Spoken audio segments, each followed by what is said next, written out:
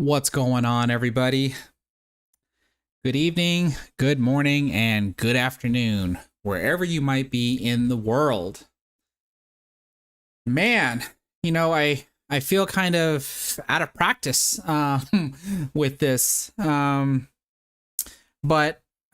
as I always start the show off by asking everybody to let me know if you can hear me okay.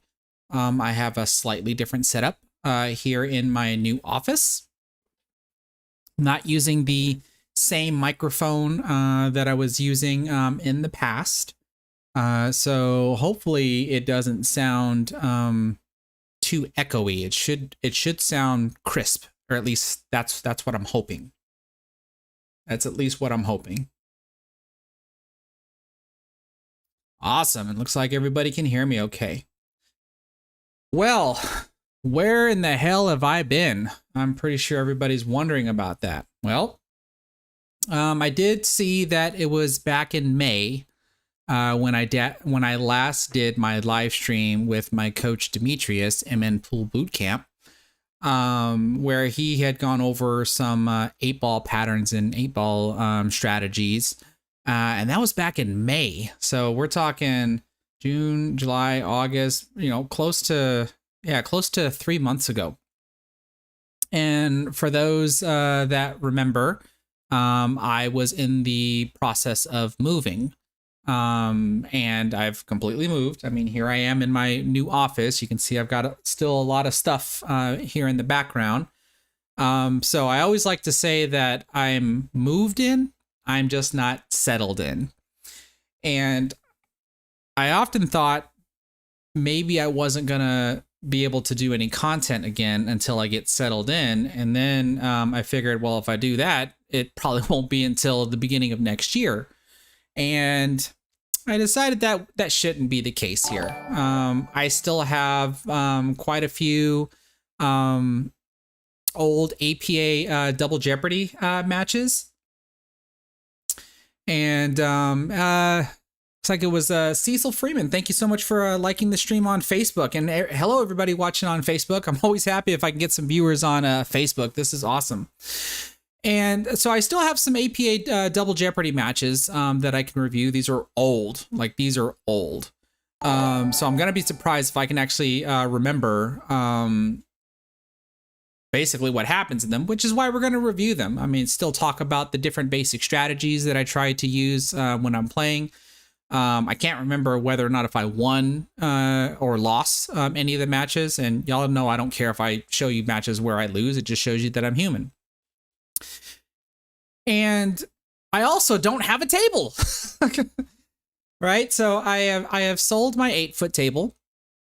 It's now in the North Texas area. It was very saddening to watch it be taken completely apart when it was in storage, because when I moved it to storage, it was only partially taken apart. I think the legs were removed, the slate was taken off, and of course the felt was taken off, the slate was taken off, but that was about it. The rails were still intact and stuff, and everything was good to go. But when the gentleman came to pick it up, I got to watch him completely disassemble my table. Rails, pocket linings, just all kinds of stuff. And there were nuts and bolts coming out of places that I didn't even know existed on the darn pool table, which was a lot. So that's been gone, and I am in the process of getting a 9-foot diamond table. I have put down the security deposit. The only bad part, or the downfall, is I'm not going to see that table until about the December or January time frame. So yeah, if it's not going to be till December or January, what in the world could I possibly do? Well, I can still do these live streams with the videos that I have left. I have a few left. And in the meantime, what I had thought about doing was maybe going back through my old live streams and maybe clipping out the individual matches that are in those streams. Some streams might have 2 matches, some streams have 3 matches or 4 matches. But I thought about maybe just clipping out the matches and then just publishing them as separate videos to kind of revitalize those videos. And so, because I don't even think the live streams are being watched anymore, which is fine. That's normally what would happen. And then in the meantime, while I'm waiting for my table, I thought maybe, just maybe, as I need to mute my work computer here. Give me just a second. Actually, how do I sound when I'm not facing the microphone? I'd be curious if I'm a little bit more faint when I'm not facing the microphone versus when I am facing the microphone. Let's see here. Did the alert ever pop up? I was waiting for the alert, and I don't know if the alert ever popped up, but if just in case. Yes to crypto. Thank you so much for the $20 super chat. Love seeing you live. Good luck this weekend. And yes, you mentioned earlier in the chat that right now the Texas Open is occurring, and I think the One Pocket event is currently happening. I'm not playing in the One Pocket event. Clearly, I'm playing in the 9-ball event that'll be happening this weekend, and my coach Demetrius will be in town, and he'll be playing in the event as well. While he's here, I seriously don't know if we're gonna have a chance to be able to do any type of content. I'm sure we're just gonna be busy. There's the pop-up that I was looking for. Good luck this weekend. And so we'll just have to wait and see. I mean, I'll try to get some clearly I'll try to get some pictures and keep everybody up to date on my progress and stuff, and just see what I can do, because after the Texas Open there's going to be the BCA State event right afterwards. And me and my buddy are playing in the 8-ball Scotch doubles event. I think the last time we played in that event last year, we managed to cash in the money. So we're hoping to be able to do that again. I think that'd be really cool. And then that is pretty much going to be everything for the entire year, as unfortunately for myself, I am going to be having surgery done on my ankle. For those that have actually met me and have seen me from time to time, my right ankle has gotten to a point now to where when I'm on my feet for an extended period of time, like playing in a pool tournament, my right ankle will start getting uncomfortable to walk on. And after getting it checked by the doctors and looking at some x-rays and stuff, the doctors pretty much recommended that my ankle should be fused together. And that's getting done next month. And that's pretty much going to put me out of commission for about 3 months. So the timing couldn't have been any more perfect, because hopefully that means by the time I'm done healing from my surgery, my table will be here. And then therefore, I should be able to start actively producing some content.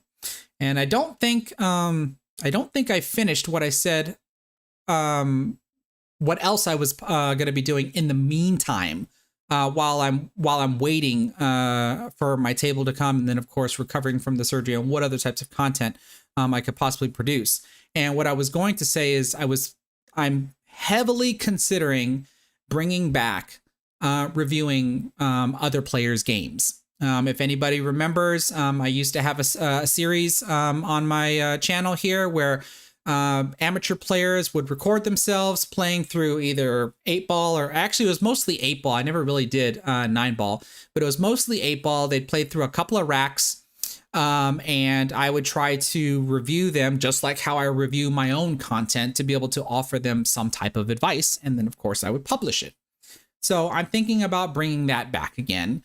The only stipulation is going to be is not everybody, if anybody's interested in submitting videos for me to review again, not everybody that submits a video is going to get reviewed, right? Because the reason why I stopped doing that is because it became so overwhelming that it pretty much dominated my channel, and I never really made time to do anything else, because I was so concerned about trying to make sure that I reviewed everybody that submitted videos to me, to where that's all my channel ever was. So you'll have to keep in mind that if you submit a video to me, that doesn't mean that you'll get reviewed right away. You'll just probably have to resubmit to remind me. And, you know, if I happen to pick you, I happen to pick you is pretty much how it's probably going to go. I don't think any of that is going to start until after the surgery is done, and I've at least recovered through the pain management that I'm going to have post-surgery. And then we'll just have to wait and see. This is the main reason why I wanted to go live tonight, to let everybody know what's been going on, where I've been, what I've been doing. You know, I haven't quit. I don't plan on quitting. I still have 100 balls that I need to run in straight pool. If anybody remembers, I stopped at 88 on my 8-foot table. Now, I've been trying to do some high run attempts on some 9-foot tables at my local pool hall, and it's been tough. It's I gotta admit it's been tough, and so that's one of the things I'm really looking forward to when I have my table, at being able to produce content again, especially like if I just feel like shooting pool, then I would just go and shoot pool. Which reminds me, another thing that I've been doing in the meantime is learning new tricks and stuff. And so here is something that I would like to show y'all, because I no longer will have my pool table is not going to be in my garage. It's going to be in my house, in my new house that I bought. So let me try this. I've been trying to learn some new tricks. There we go. And I'm going to turn this on.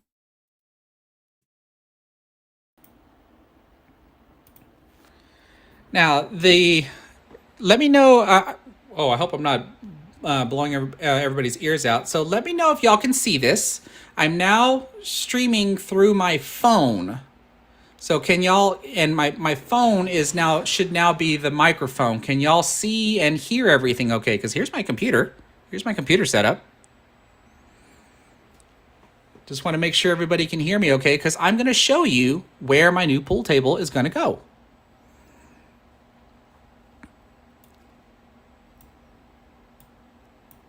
Well, hopefully everybody can hear me okay, because when I get up and walk away... Ah, there we go. Yeah, shameless plug for the sweet keyboard. That's my Logitech keyboard. Okay, here we go. So this is kind of neat. And I even got a measuring device to show you what it's going to be. So I'm walking out of my office, and here is my new upstairs loft. And you can hopefully see just how big this room is. So you can see, hopefully here, right behind that wall is my office. So this is where I can probably hook up my cameras and set everything up. I'm probably going to get a perimeter light that's going to go over here. That's going to be above the table. This hopefully should be plenty of space for a 9-foot table, as I will show you. Hopefully you can see this. Here, it's 18.891 feet across this way. And what I'm going to measure is, I'm not going to measure to this part here. I'm going to measure out to the pillars here, because that's basically the extent of where that I'm going to be worried about, of whether or not if I'm going to hit that wall. So now, if I come over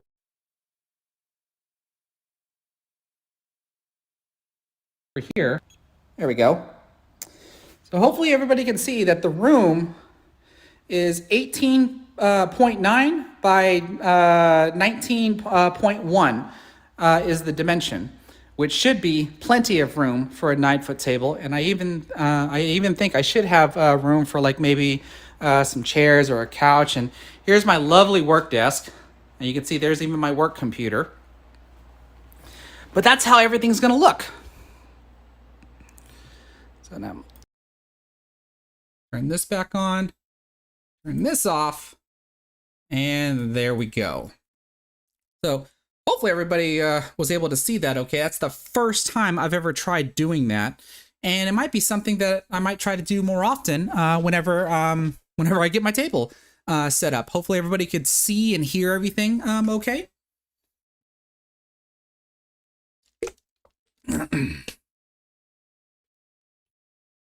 So, so in the meantime, as the thumbnail dictates, we are going to go ahead and review.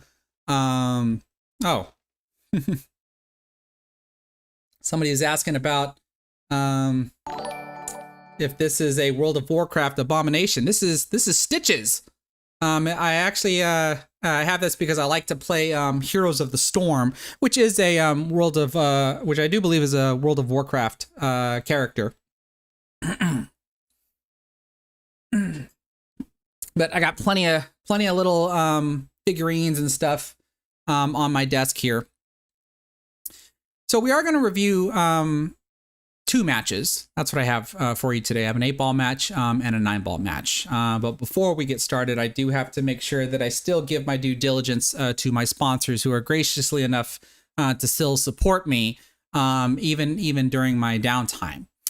So first, you can see we have up here Moonlighting Billiards. They are the company that makes the cutout templates for you to be able to set up balls in a straight line. There's their drill partner, which is allows you to set up 9 balls in a row, evenly spaced apart, or you can do a combination of X number of balls with X empty spaces in between each one of them.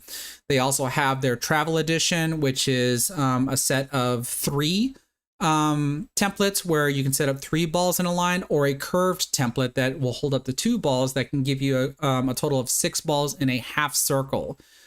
So you can create one half of a circle and then flip it over and create another half of a circle to basically do a circle drill. This is if these are nice tools to have if you're very meticulous about setting up drills and making sure that their balls are evenly spaced apart. Something that you can clearly do with a ruler if you want, but then having these cutout templates just make it easy by just putting the balls into the template, removing the template, and then you're good to go. If this is something that you might be interested in trying out to use, you can visit their website, moonlightingbilliards.com, and use my discount code LilChris10 to get 10% off of your purchase. And then I see we have Onboard Billiards. They are the company that makes the jerseys for the Mosconi Cup, which unfortunately I will not be attending this year, as I'll be recovering from my surgery. I understand that the Mosconi Cup is going to be in Florida this year, so sad to say that I can't make it, but at least next year, if they have it back in London, I can happily go to London and walk around a whole lot more comfortably, and not really have to worry about my ankle bothering me while we're over there. So I think that's going to be a lot of fun. So if you play in any leagues, or you playing any tournaments, or you just want any type of representation with like these awesome jerseys that they have, or pullovers, check out their website, onboardsportswear.com or onboardsportswear.us if you live here in the United States, and use my discount code LilChris10 and get 10% off of your purchase. Next up, I see that we have Outsville. They are the company that makes the Accu-Rack templates. They have templates for 8-ball, 9-ball, 10-ball, even 3-ball. They have a felt saver. They also have what's called their Ghost Rack. That's what I was using on my 8-foot table when I was playing straight pool, which is essentially the 8-ball Accu-Rack without the rack itself, because it's just the little stickies that are placed down onto the table to give you a perfect 15-ball rack. If you have a table at your house, or you don't mind taking a template rack to your local pool hall, and you want to be able to have the perfect rack each and every time, check out their website, outsville.com, and use my discount code LilChris, LIL''space CHRIS. That gets you 10% off of your purchase. And it's very important that you do it that way, because if you forget the space, or if you forget the apostrophe, the discount code does not work.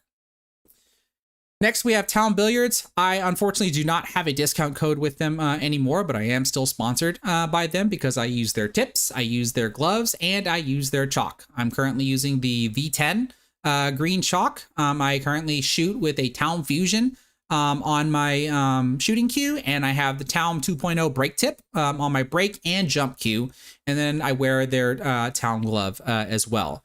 If you're interested in any of those products, check out TaomBilliards.com. Now, it went by, but I'm going to go ahead and mention it anyway, is the ICA Training system, which is back here. Since I don't have my table at the moment, the projection system is just sitting back here in my office, waiting to be hung back up. If you can afford a system like this, because it is pricey, what this does is that it projects the placement of the balls. It can project a grid. You can draw. You can basically do almost anything on your table as far as setting up drills, setting up patterns, being able to determine, draw lines of where the cue ball is supposed to go, where the object ball is supposed to go, draw landing zones of where you're like, it's all kinds of cool stuff that you can do that gets projected onto your table, which means that you don't have to really rely on like using reinforcement labels or anything else for any types of ball placements. It's essentially a computer. You're buying a computer. It's a Raspberry Pi, and that you plug into a projection system. So depending upon how much lighting you have around your table, that would want you to be mindful of what type of projector you need to be able to buy, because the projector has to be bright enough to shine through the light or lights that hit the table in order to be seen on the table. If this is a system that you might be interested in, you can visit their website, ICAtraining.com, and use my discount code LC. That gives you $50 off of your purchase. It's not a percentage discount. It's a flat $50 off of your purchase. And the moment I have my table set up, I am planning on using this guy much more often. I can show you the different types of features and stuff that it comes with. And last but not least, I think JFlowers Cues. They are, I don't have a discount code with them anymore, unfortunately, but they do still sponsor me because I do use their equipment. I do shoot with their cues. I do have a referral code, however. I do believe the referral code should be down in the description box. If it is not, I will update it after the live stream. What that basically does is that if you were to make a purchase off of the JFlowers website using my referral code, that is going to give me store credit. And you might wonder, well, what do I need store credit for if I'm sponsored by them? I can practically get, whatever I want from them if I need. And you're right. So I've mentioned this before, and it's something that I'm going to have to probably pick back up, or not probably, I'm going to pick back up after my surgery. And that is when I accumulate enough store credit, what I can basically do is purchase an item, a cue, a case, or something from the website using my store credit and give it away to a lucky subscriber. So what that ends up meaning that is, if you are purchasing JFlower products through my referral code, you are going to be participating in helping give back to the community. Because not only have I given back to the community with all the giveaways that I've done throughout the course of my YouTube channel, now I get to include everybody else. So like I said, I do believe my referral code is in the description of the stream. If it is not, I will update it after the stream is over. And I think that's it. So at this point here, I think this is where we can probably get ready to review the two matches that I have, unless, of course, anybody has any questions. It's been almost 3 months since I did anything, so I certainly don't mind just talking to everybody. And speaking of which, if you haven't done so already, please give the stream a thumbs up, whether you're on Facebook or on YouTube.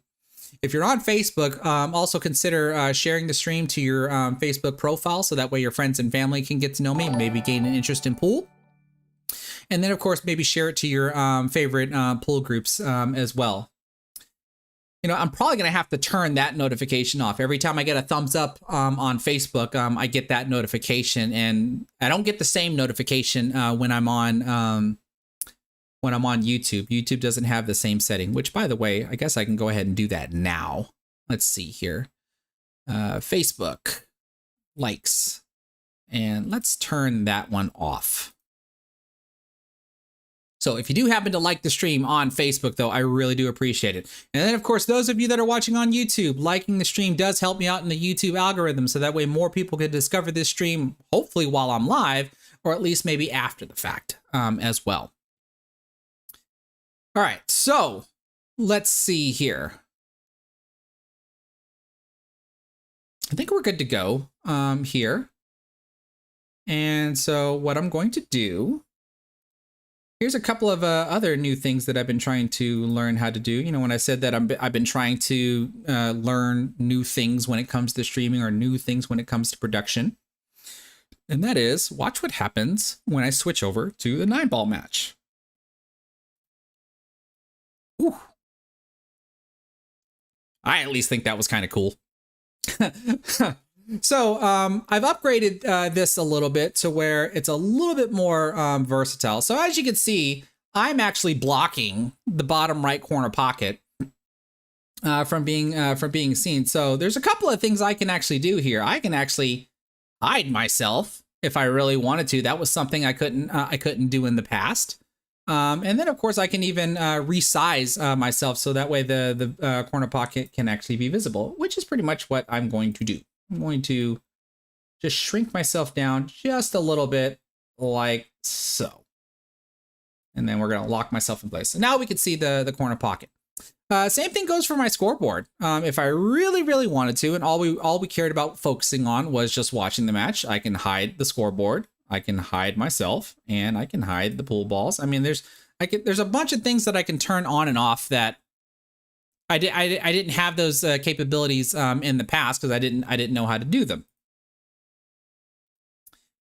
And what I also wanted to show here is my new, or not my new program, but my program that I've been using here that helps keep track of everything for me, because I've made some updates to this. I've noticed that there are plenty of other YouTubers out there now that are showing their league matches, whether they be TAP or APA or BCA or something of the sorts.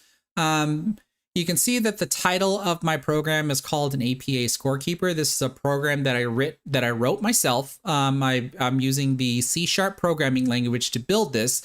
And so all I do here is that every one of these controls here, these text boxes and combo boxes, they all write data to files that my OBS software, my streaming software, is monitoring to where the scoreboard ends up getting updated.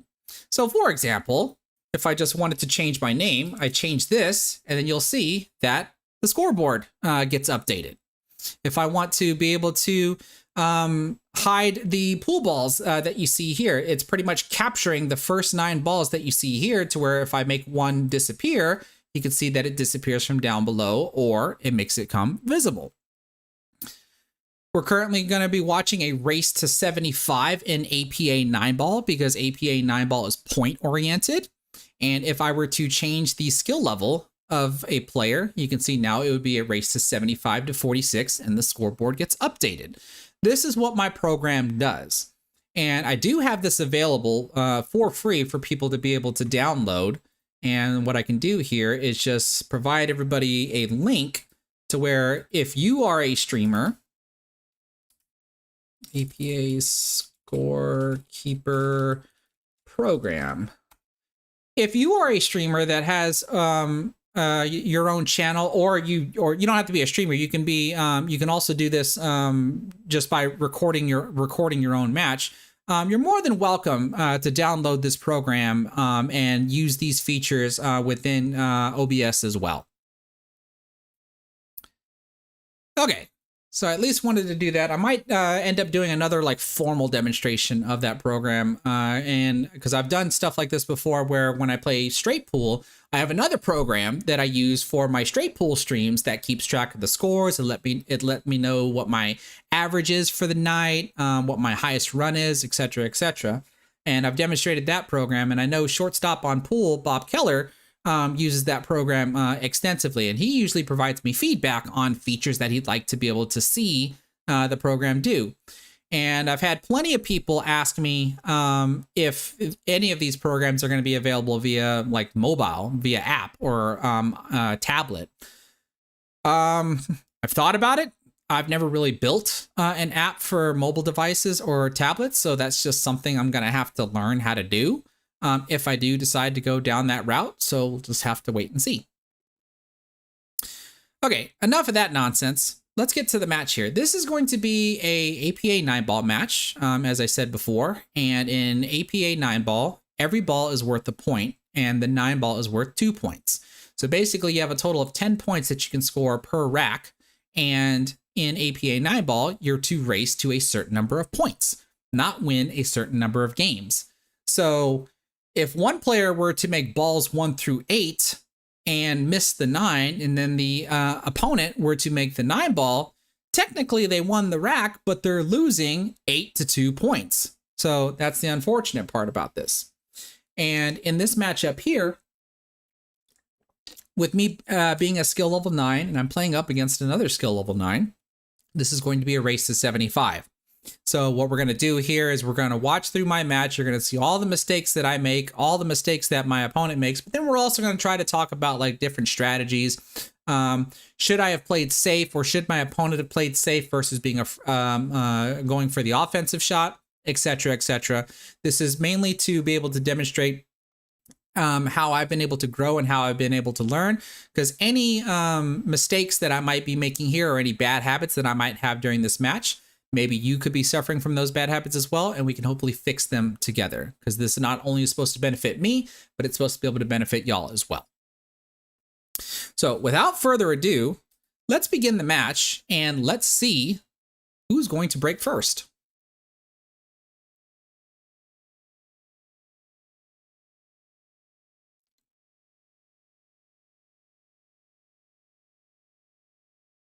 And it looks like my opponent's going to break first. So I'm going to give him an asterisk next to his name. And usually during the racking time, I'll just go ahead and fast forward. And actually, I think there's a lot of downtime here because I think he did go to the bathroom right after we lagged. So let's just fast forward until we get to him. Or get to him breaking. There we go. Whoops. Went a little too long there. Okay, so my opponent's breaking from the side. You can see we're not using template racks here. Looks like he was able to make the 2-ball into the corner pocket here. So I make the 2-ball disappear and give my opponent a point. And already things are starting to look good. So even from my opponent's perspective, what we can look at here is, does anybody see anything that might be difficult in regards to not being able to run the table? Because with the 1-ball being right here, the 3-ball being here, here's the 4, purple 4, and the orange 5. We got the 6-ball right here, the 7-ball right here, 8-ball, and the 9-ball. Don't really see anything too terribly difficult, with exception transitioning from the 4-ball to the 5-ball because of this 7-ball. It depends. Where do we want to shoot this 5-ball? Do we want to shoot the 5-ball into the side pockets? Maybe, right? Because I think it would be clear that this 3-ball is probably going to go here into the corner pocket, which means the 4-ball is going to go into this corner pocket. So if my opponent gets here, I'd only be curious to know, how does he end up trying to go from the 4 to the 5? Because that's what I would be thinking about. And that's going to dictate how I end up getting to that 4-ball, so that way I can try to smoothly transition over to the 5-ball. This is what would be referred to as the key transition. Meaning that if we were to hit that key transition, more than likely, we're probably going to be able to finish the table. Now, there's always going to be the possibility that you can mess up, that you can miss any particular shot. But if you, more times than not, if you're a decent shooter, if you can hit the key transition of the rack, you should be able to finish the rack. Let's see what my opponent decides to do here. How does my opponent go from the 1 to the 3? These are 7-foot tables, by the way. This is APA League. APA League is played on 3.5 by 7-foot tables. What's my opponent doing? Is he going to get a bridge or an extension, maybe? Let's fast forward a little bit. Looks like maybe he got an extension. Okay, let's see what he does here. Coming 2 rails around. Looks like he clipped the 5 ball, making it worse now. But he does have position on the 3. So now when you look at something like this, you're probably going to want to maybe break the 5 apart from the 7. And he's not at an angle where you can do that now with the 3 ball. So he's probably going to want to have some sort of an angle when he shoots the 4 ball in order to try to break out that 5 ball.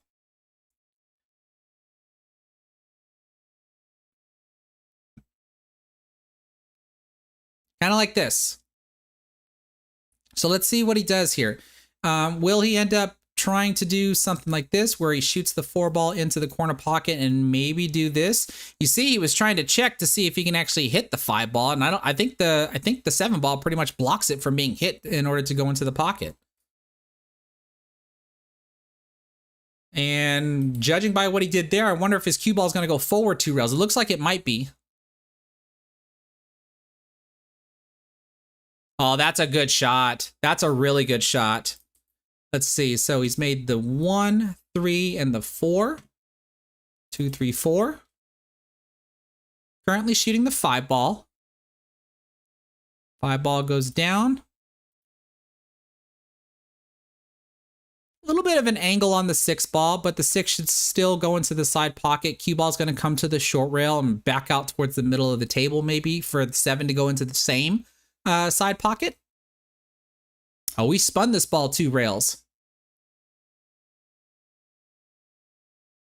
And now, instead of going to the side pocket, he might be going to the corner. And this is looking like it's going to be a break and run.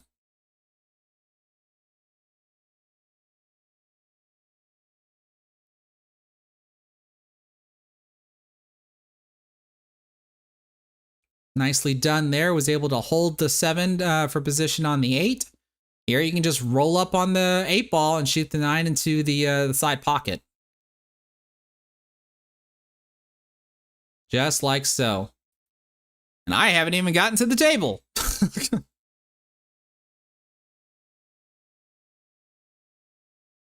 Look at that. And my opponent starts off with a break and run. So the score is currently 10-0. Or 0-10. We're just going to fast forward through the racking. Oops, went a little too far. Opponent makes the 8 ball on the break. Doesn't get a shot at the 1 ball, even though he can see the 1 ball. Okay.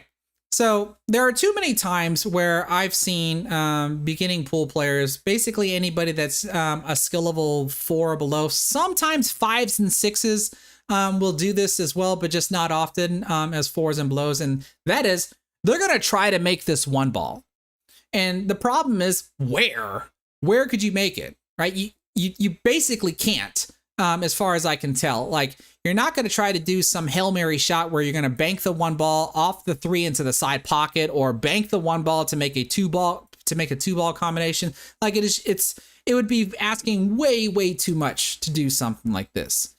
So you would think in a position like this, you ought to figure out how to play some sort of safety. Whereas you can either allow your opponent, which would be me, to come back to the table and have a very similar shot where I can't shoot the ball into a pocket and I would have to try to answer back with the safety of my own, or try to hide the cue ball somewhere, or try to hide the object ball somewhere to where I would have to kick at it. Just do something to where you have a high % chance of not leaving your opponent a shot to where they can just shoot a ball straight into a pocket. That's what I imagine my opponent's going to do. And you can see he's positioned his hand here, which makes me believe the cue ball is going to go 2 rails around and come somewhere over here. And he's looking for the 3 and the 7 to be blockers, but the cue ball hits the 9 and comes out into the open. And I finally get to come to the table. So now we look at this and go, okay, is there a problem on this table? Should I be able to run the table as long as I don't mess up? It's going to look like maybe, the 3 to the 4 might be the problem. Because I can shoot the 1 into the corner pocket. Cue ball is naturally going to come somewhere over here. I might have to be mindful of the scratch in the side, and I've got the 2 ball right here. I think it would be ideal if I can shoot the 2 ball into the corner pocket and have the cue ball come around this way to get right here for the 3 ball. But then transitioning from the 3 to the 4, that's when it might get a little tricky. But again, if I can get there and if I can hit that transition, then going from the 4 to the 5 should be okay. 5 to the 6 should be okay, etc., etc. Let's see. It looks like I'm probably just going to hit this ball with a little bit of right spin here and get my cue ball over to what would be our right side of the table as we're viewing. Like I said, mindful of the scratch. Hey, there we go. All right, so I'm on the board now, 1 point. So I think this is probably done with some right spin as well. I got to be able to get my cue ball through the 6 and the 9 and past the 4 and past the 7.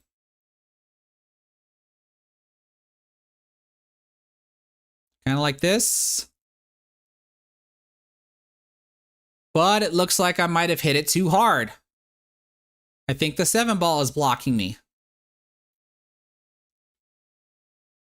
Speed control can be an issue. What the heck am I doing here? I think I can at least see the 3 ball. Oh heck, I tried to cut the 3 ball all the way here in the corner pocket and I ended up scratching instead. And I think we all can agree that the last thing that you want to do in 9 ball is give your opponent ball in hand with a wide open table. I think I'm going to get punished pretty darn hard for this one.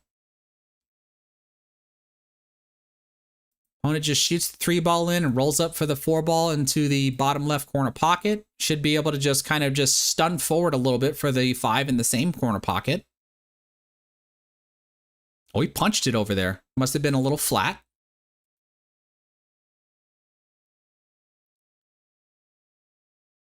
Here you can kind of just gently draw back for the 6 in the opposite corner, just like my opponent did here.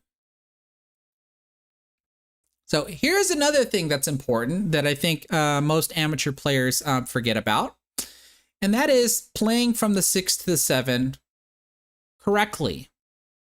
And what I mean by that is, if you were to look at the shot line to say that if you're going to try to play the 6 ball or the 7 ball into the side pocket, you'd have a line that roughly looks like this. It's not to scale, right? Because the camera is a little, it's actually a little far back and I've zoomed in and I'm not directly over the table.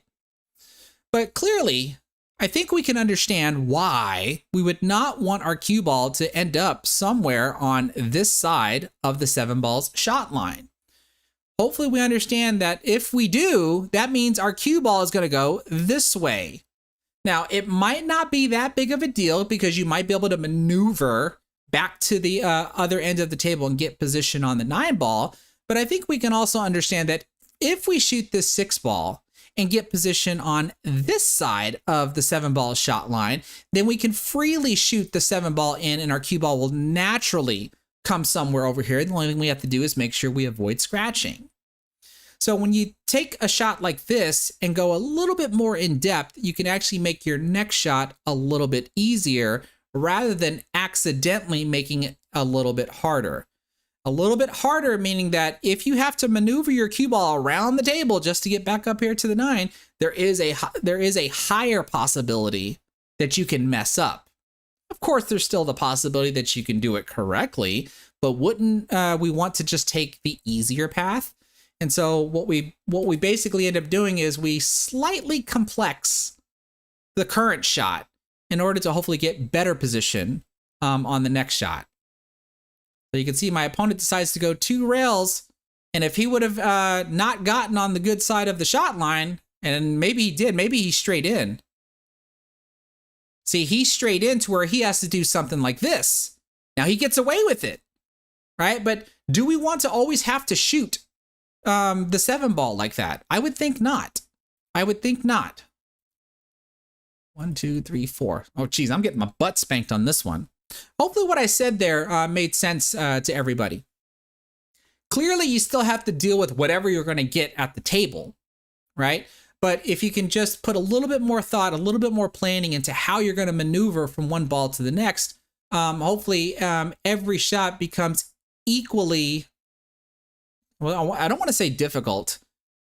Each shot is close to consistent as possible, to where you're not trying to play one hero shot after another. I think that's what I want to say there.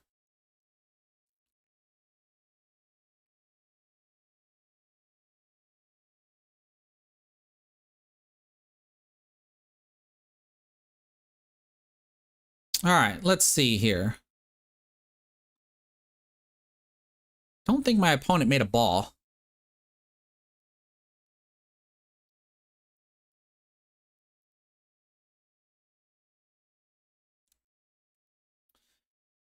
And from here, I think my option is to try to play this with some left spin and spin my cue ball 3 rails around to try to get position for the 2 in the side pocket.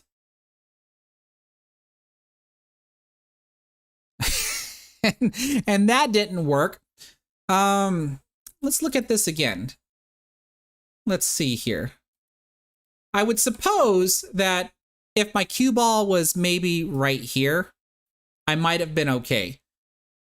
Being where the cue ball is at, either this was not the best shot or the best option that I should have done, or maybe I should have made sure that I loaded the cue ball up with some side spin to make sure that the cue ball does spin over to the short rail, and then hopefully spin back around. And if I have a not so thin cut angle, then the shot becomes easier after that. So once again, huge mistake on my part there, as the 1 ball goes down, and that is going to be considered what's called a dead ball, because that means nobody gets that point. My opponent is wasting no time with his ball in hand, shoots the 2 ball into the side pocket, rolls forward for the 3 into the bottom left. You can see the 4 ball is here. Every ball is pretty much just wired up, ready to go somewhere. There goes the 3 ball.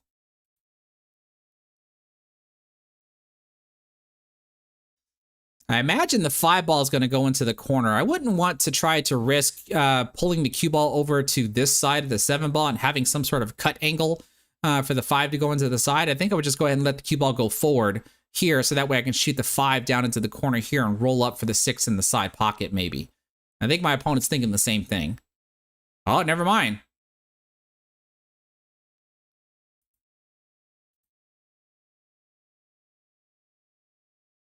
So, me personally, not too much of a fan of this maneuver here, but if it works out, it works out.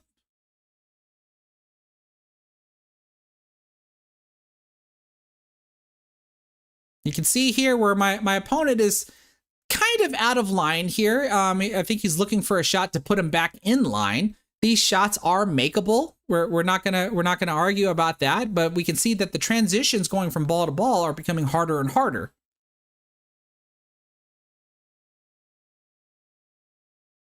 So my opponent does miss the 6 ball. I haven't had much table time in this match here. Let's see if I can get out from here. Imagine this is a rolling cue ball with outside spin for the 7 ball to go into the opposite pocket.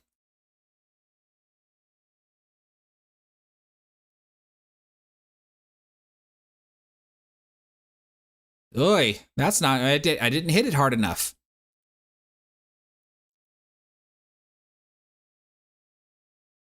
Maybe a super thin cut shot to still try to commit to shooting the 7 into the bottom right.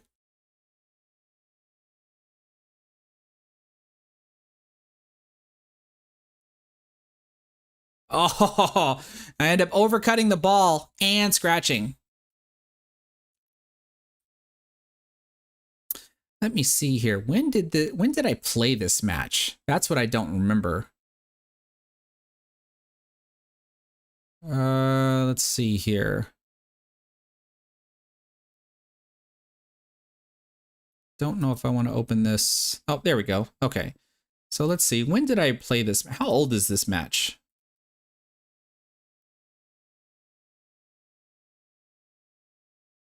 Oh, this is back in October. October of last year. That's how old this match is.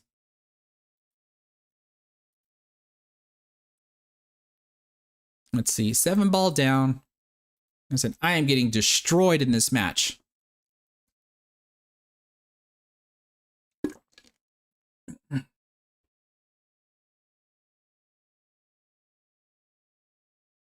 Ooh, wiped his feet on the way in. 9 ball in the side pocket. All right. I think that's right.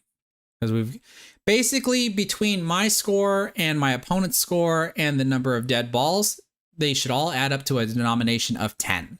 And so we can see here that we have a grand total of 30, which means we're on rack 4.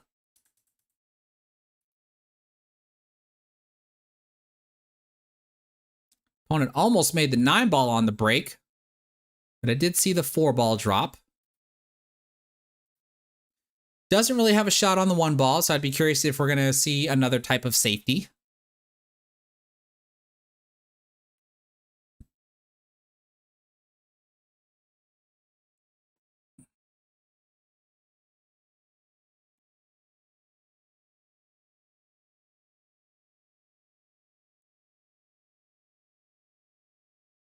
Let's see what my opponent decides to do here. Looks like he's going to leave the 1 ball near this corner and get the cue ball to come around. Well, we tried to put the cue ball over here next to the 2. So I can't really tell if he was successful or not. I think I can see the 1 ball.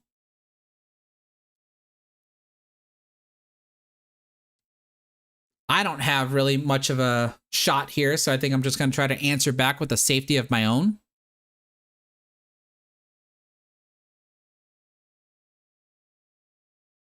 And I don't think I got safe at all on that one. I think there is a 1-3 combination.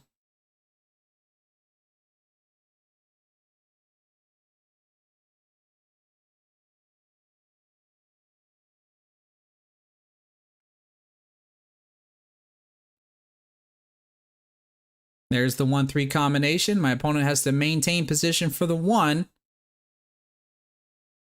And he at least has it.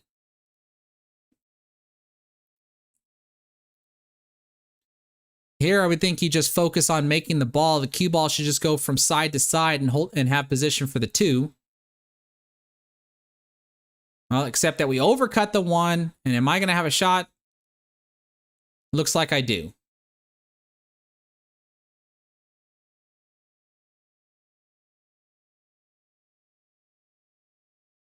So close to the rail, I automatically have topspin on the cue ball.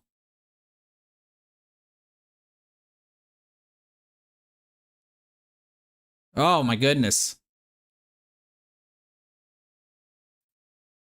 This match has not been my night.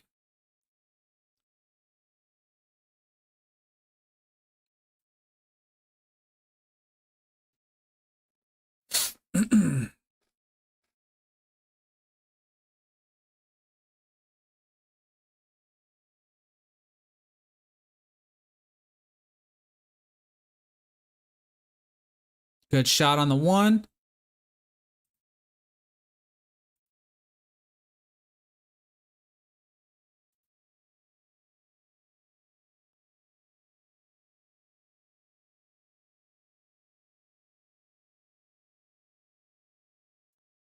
Ricardo Arroyo says, this is the first time you've seen me play. I guess I come off as very confident and you assumed that I was going to be an incredible player and you're a little disappointed here.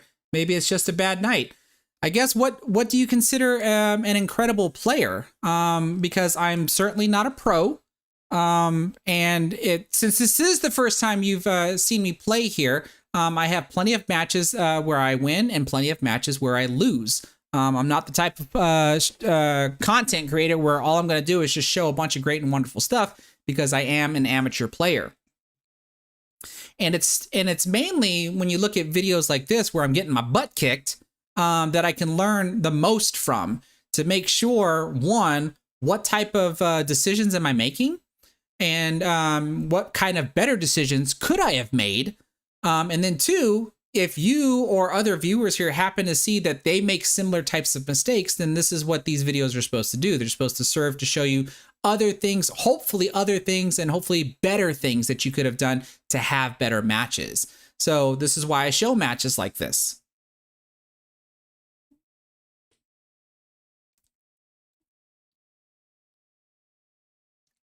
But considering that this is the first time you're here, welcome to my live stream. Welcome to my channel. Stick around long enough, and hopefully I can actually show you some matches where I play better than what I'm showing you here.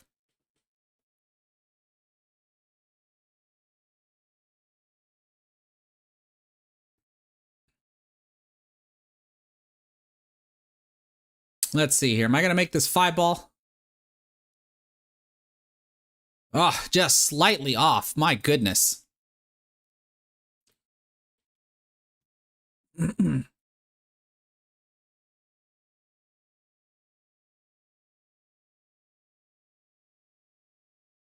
a lot of times, everybody,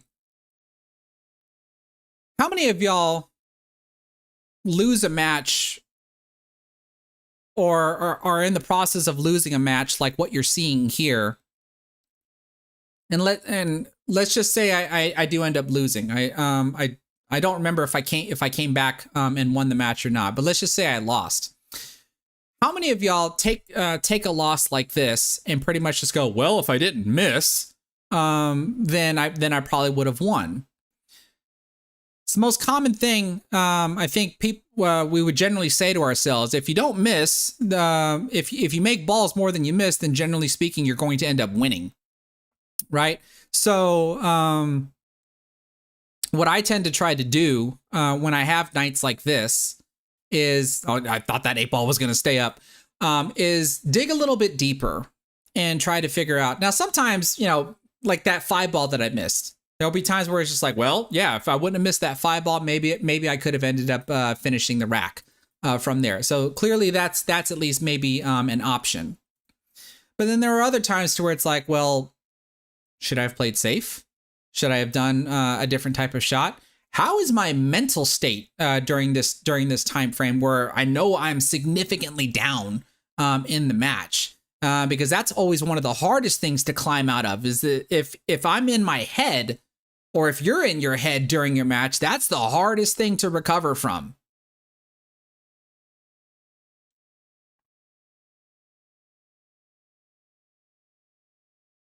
That's a good break. Is my opponent going to scratch? Oh, just avoids the scratch. I think he made the 1 and the 7.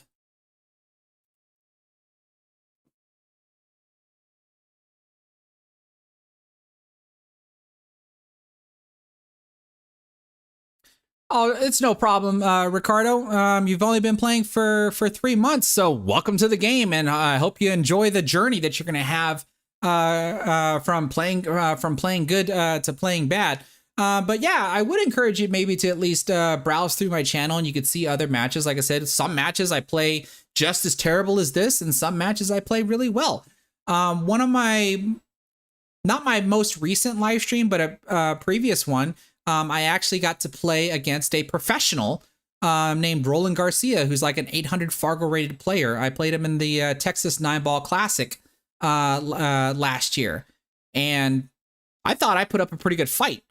Like, I didn't beat him, but if you watch the match, I don't really I just spoiled what the result is. But if you watch the match, I put up a pretty good fight in that one for playing someone of that type of caliber.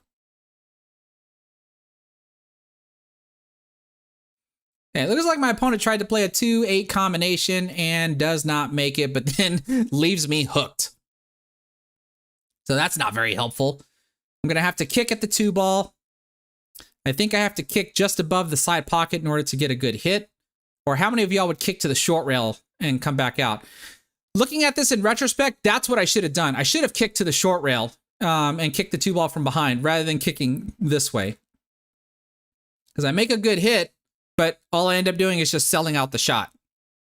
I think at least kicking up this way, I can get the 2 ball to come back up table, maybe leave the cue ball somewhere down here, maybe have the 4 and the 6 blocker. So this is another reason why I like doing this, is looking at decisions that I made and realize there was probably something better that I could have done.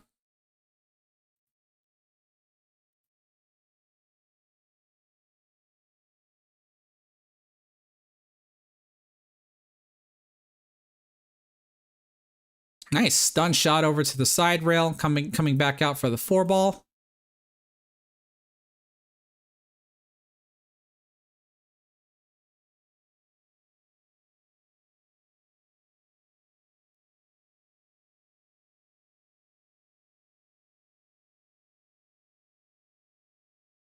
Ooh, a little close for comfort there on the 5 ball, but he managed.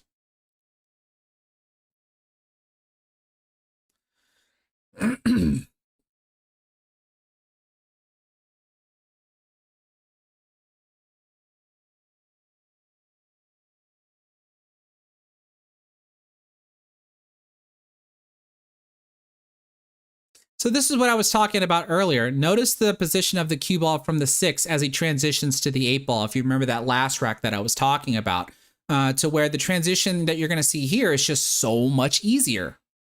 Right? He doesn't have to power draw the ball. He doesn't have to flare the cue ball from one end of the table to the other. Going from the 6 to the 8 was much more natural.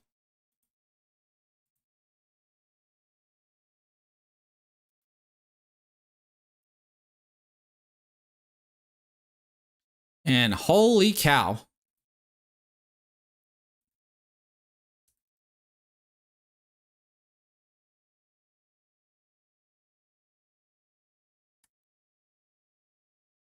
Oh, 9 on the break. 1, 2, 3, 4, 5, 6, 7. That means there's 7 dead balls. 1, 2, 3, 4, 5, 6, 7. 1, 2, 3. I think that's right.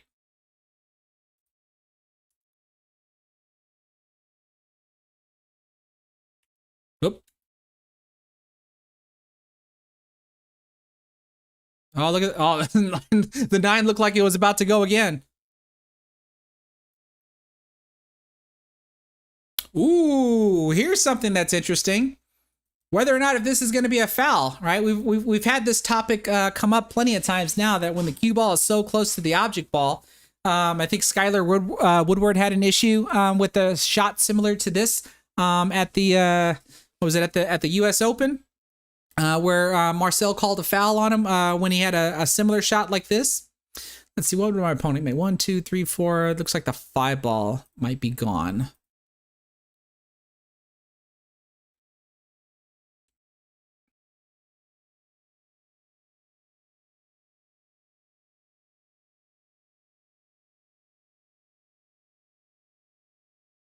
Right, that didn't look like a foul. We didn't see the cue ball go forward at all after hitting the 1 ball.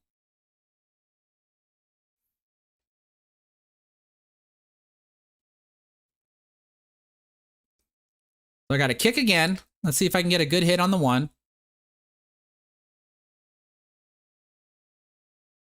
Okay, got the hit. Am I gonna sell out again? Ooh, I think I got a little bit of a safety there. I think I got a safety there. I can't tell if he can see the 1 ball to where he can clip it. Maybe not.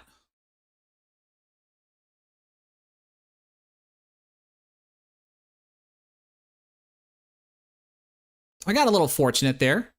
So there's a good hit.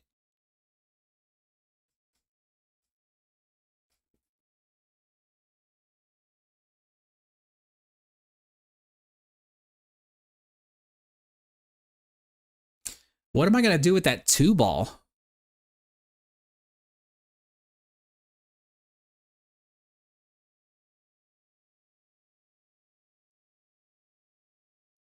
Okay, so I just played a stun shot to get position on the 2. I don't know if the 2 goes in between the 4 and the 6. I can't really tell.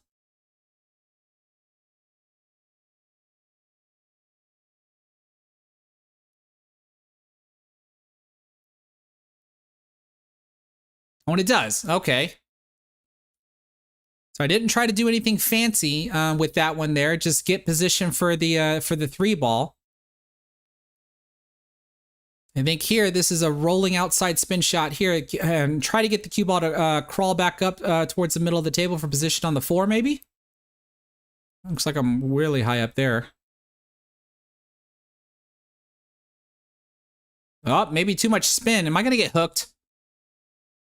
Oh, geez, look at that. Oh, my goodness. All right, so 3, 4. Or no, I didn't make the 4. I got the 3. So poor cue ball control on that one. Speed control. And actually, what would y'all... Actually, cue ball control also, because the cue ball, as far as I'm concerned, shouldn't be anywhere near the 7. But regardless, if I did get my cue ball to not come in that direction, would we say that I hit the cue ball too hard, or did I hit it too soft? As I get away with that lucky kick safe there. Would you want to attempt to hit that shot a little bit softer so that way it doesn't end up behind the 9 ball, or would you want it to hit it a little bit harder and go ahead and hit the bottom rail and then come back out? I would vote that I probably should have hit it a little bit harder.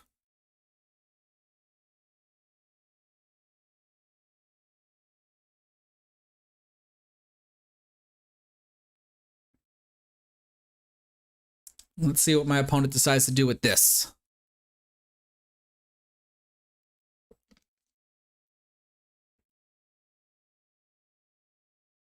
That's a good kick. Is it going to come out in the open? It looks like it did.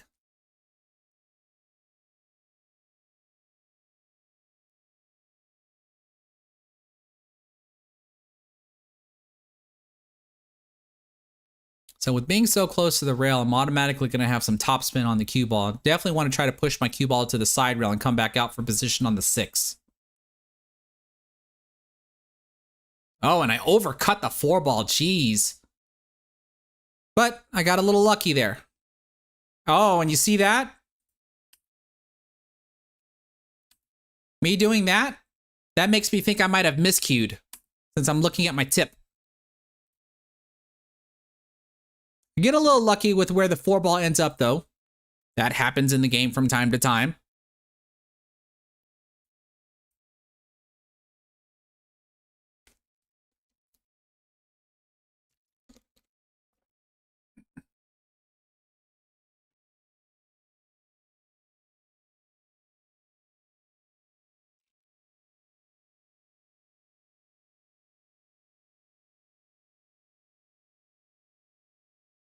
Ooh, looks like he was all in on that bank shot. Did he get away with a safety?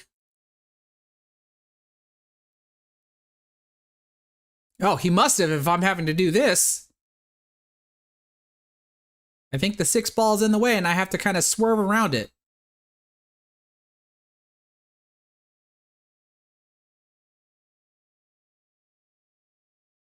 Oh, I get a double kiss. I get a double kiss on that one.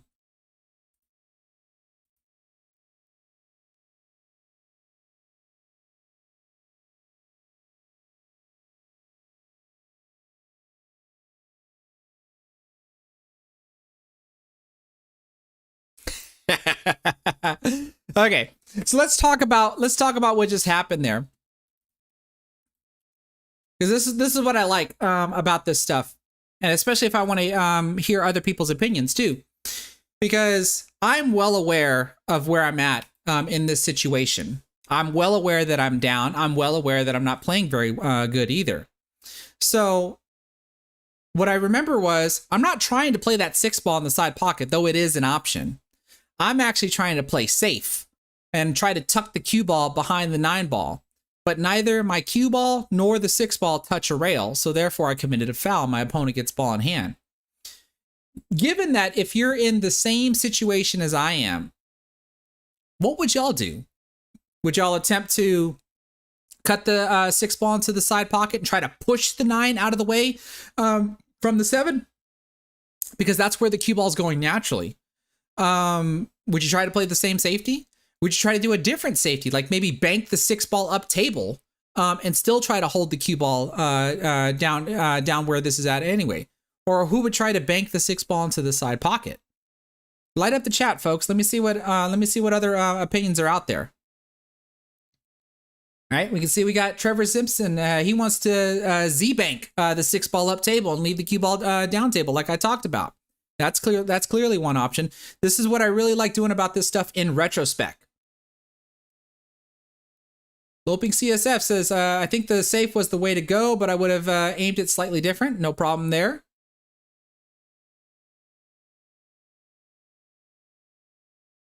Ooh, wait a minute. Bank the 6 up table. That's the same thing. Travis Wilson, you like the safe putting the 6 on the short rail on the other side. So that's down here. You're talking about Z banking it up table as well. We got Mike Stuckey that would have banked. John Holloway, you would have banked as well. Like, clearly, these are all different types of options that could have happened here. But I messed up playing a safety. And so therefore I give my opponent ball in hand.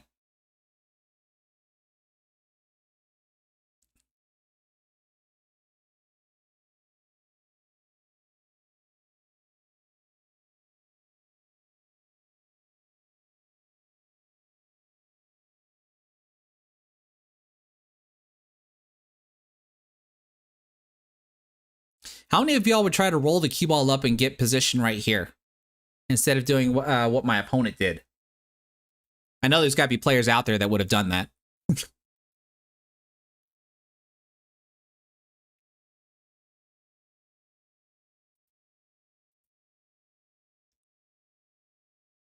Now this looks a little interesting. Let's see what my opponent does here. Does he go above or below the side pocket? He stays below and spins it all the way back. What a shot.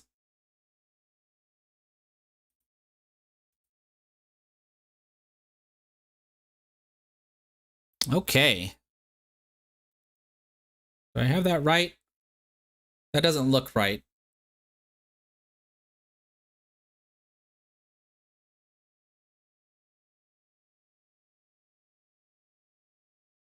Did I give maybe I gave my opponent one too many points. Either he's got one too many points or I've got one too many points. I'm not sure. This will even out at the end.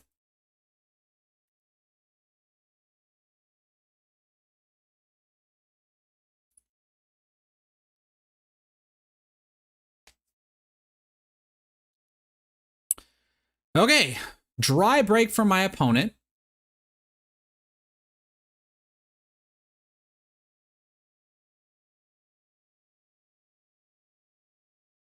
What am I going to do here?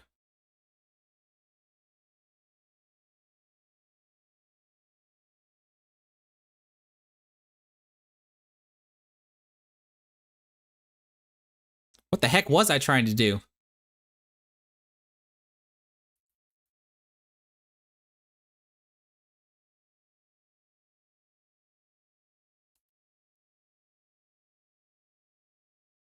I have no clue what I was trying to do here.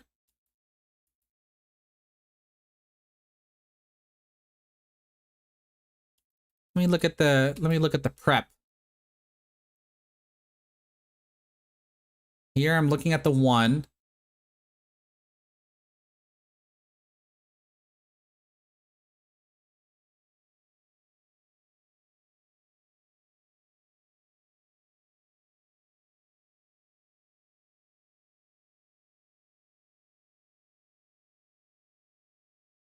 You know what? I wonder if I'm trying to play the 1 ball off of the 8 and go into the corner pocket. And that's why my cue ball is at least down here to where maybe I would have been able to see the 2 ball. I wonder if that's what I was trying to do. And that's clearly an act of desperation considering the situation that I'm in right now. Shot by my opponent.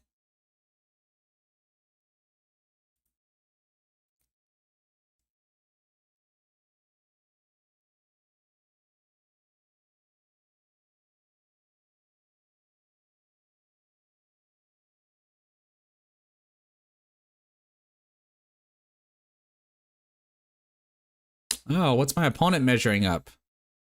What's he want to happen here? Is this where the 2 ball is going to go? Or is this where the cue ball is going to go? No, that's where the 2 ball is going to go. Okay, so a basic safety where I can't shoot the 2-ball directly into a pocket. This is exactly what I was talking about. So I only have an option maybe to try to answer back with a safety of my own, because I'm not going to attempt to do some sort of Hail Mary shot.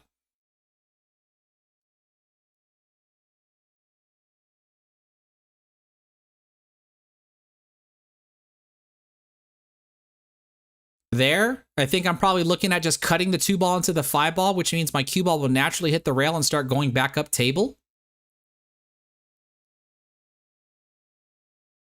That's probably what I'm looking at there. Maybe.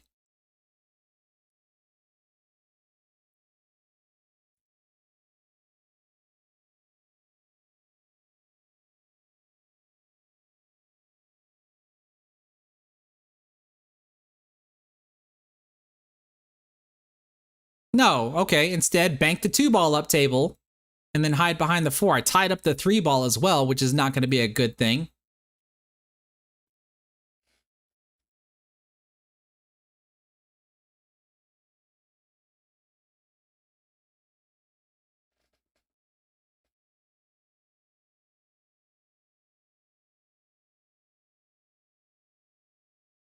Okay, I get away with it. So this is an interesting situation here, because it doesn't really do me any good to make the 2-ball, even though I have ball in hand, right? Now, I wonder though, do I have a path to get to that 9-ball so I can drop the 3?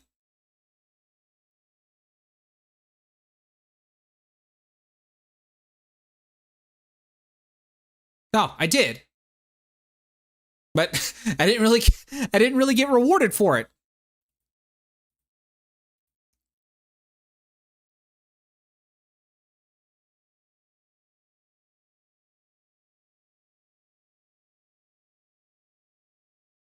So try to answer back with just another safety. Trevor Simpson, there is no 3-foul rule in APA. So you have to basically attempt to go for everything.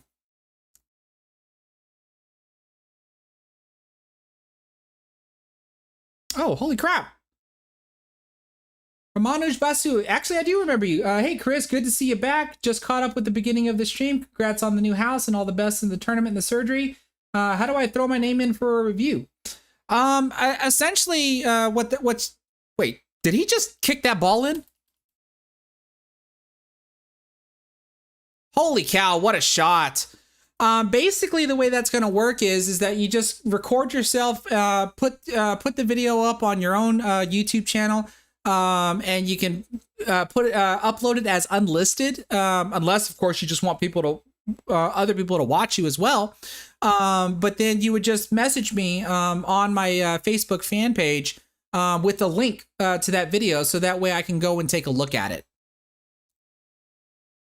And as I mentioned before, not everybody's going to get reviewed. It's just going to be something that I'm able to do at my own leisure, because I don't want to get overwhelmed with people just submitting reviews after reviews after reviews, considering that I'll be reviewing matches for free.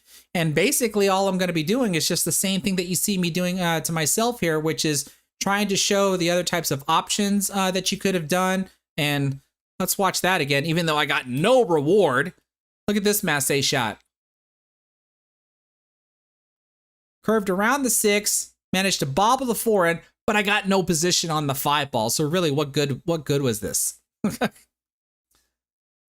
So it's just really going to depend. There's really no special request or anything. Hey, Chris, I'll just eventually do it. Good to see you back. And by the way, just caught up with the beginning of the stream. Between Congrats the 2 super chats that came up from Yes to Crypto and Ramanuj, P.S. How was there my text to name in for a speech? review? Was there like a Smiley robot face. that basically read their message? Were y'all able to hear that?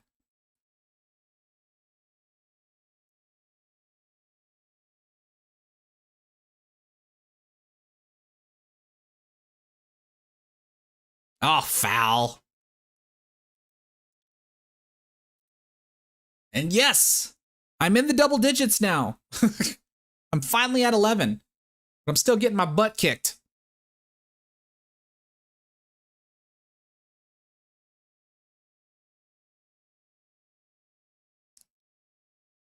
There goes the 5 ball.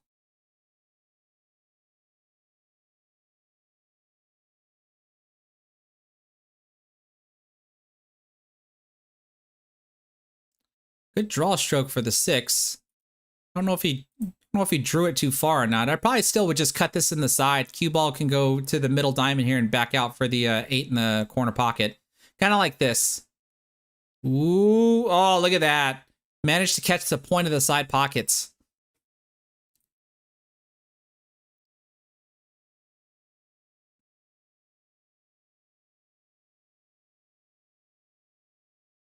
Nice inside spin shot there. Easy setup for the 9 ball. I think that might be correct on the scores.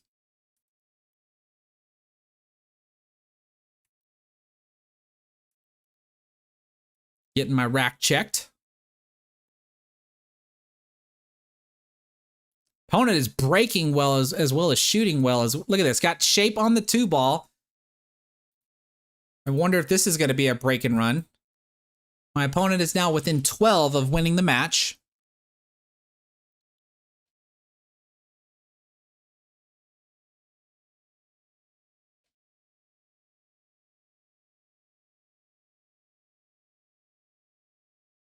Ooh, might have overcooked that 4 ball a bit. I mean, he could shoot it in, but now he's got to maneuver the cue ball in order to get position on the 5.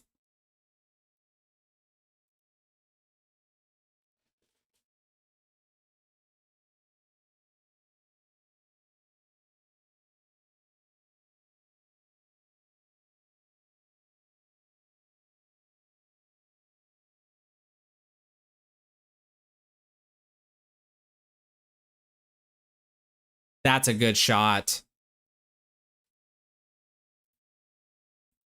Now, how do we get position on the 6?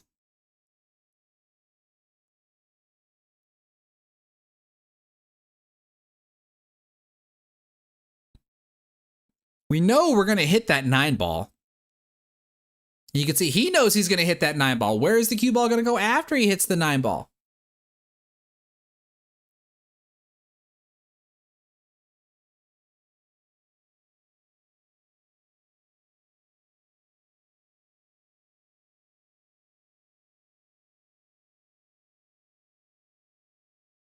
Good shot.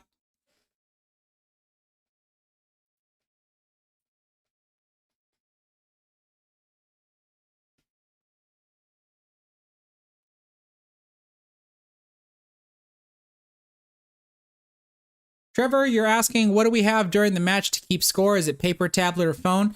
At this point in time, as my opponent gets a lucky 6 ball, being double kissed in by the 9 ball, at this point in time, we're actually using the APA scoring app. And whereas in the past, on a lot of my old APA videos, we were still using paper. But we are using the scoring app in this match here. Good shot on the 7. Looks like we're going to have to bank the 8.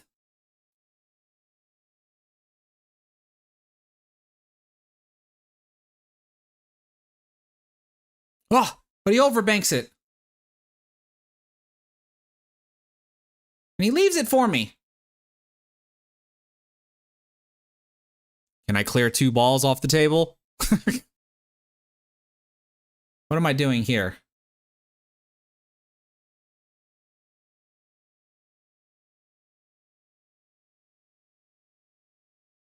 All right, I take down the 8 and get decent position on the 9.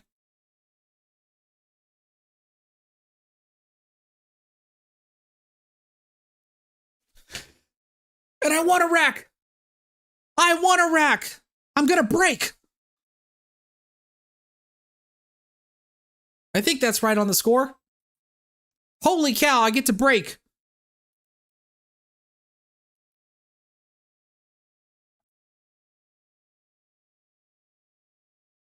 Let's see. With the at this point in time, the way I was breaking here, this is going to be done with some bottom left. I am trying to just cut the 1 ball, spin my cue ball to the side and have it come back towards the middle of the table.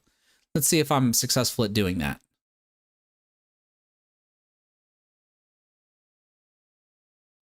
Well, I lost the cue ball a bit. Did manage to make a ball. What do I have? The 4 and the 6 are gone?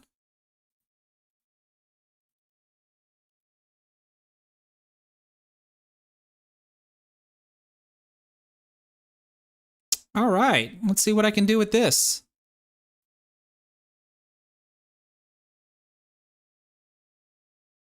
So, something that's very important that I don't see enough amateur players do, especially at APA. Looking to see what the next available shot could be. So, by seeing me come over here and look at the 2-ball, I'm trying to check and see, does the 2-ball pass through the 5 and the 9 in order to go into the corner pocket? Because if it does, then that means I'm probably not going to try to do anything with the cue ball. I'm probably going to want to try to perform some sort of stop shot, so that way I can have position on the 2 to go into this corner pocket. I don't see players do this enough. Now, if it turns out that the 2-ball can't go past the 5 and the 9, then I'm probably going to elect to do something else. But I can't tell what I'm doing. Let's see what happens.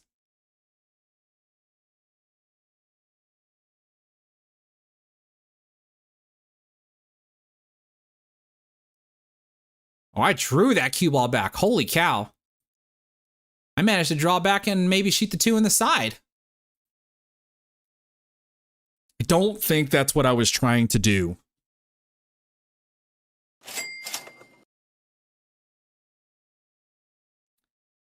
Goba44 says, welcome back. Kudos to you for showing a video in which you are playing nowhere near your best.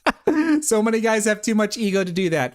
Thank you so much. I do take that as a compliment because you're right. Like I said, I think there's plenty of channels out there where they just show nothing but good stuff, and I try to be a little bit more real than that. So let's see here. I was able to cut the 2-ball into the side pocket, have the cue ball come down to the short rail, get position for the 3-ball. This is actually looking pretty good for me.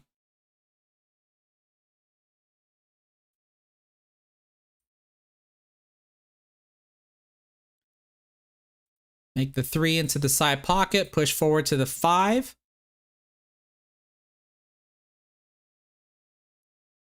Check to see where I need to hit the 5. That's why you see me walk over here.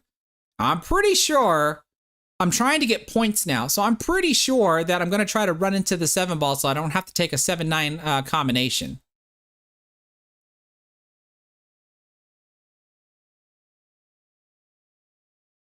Yeah, I think this is a little lucky.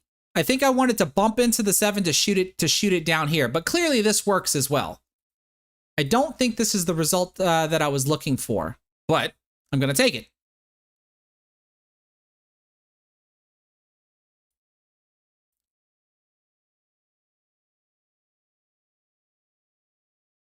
Okay, the 7-ball does pass by the 9. I have the 8 into the side pocket, 9 in the corner. Did I finally answer back with a break and run of my own?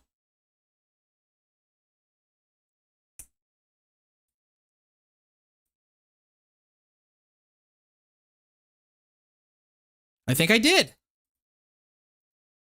And my opponent gives it to me. Finally! Am I off on the score? I think I'm off on the score. I can't tell. But finally, a break and run from me. Can I do it again?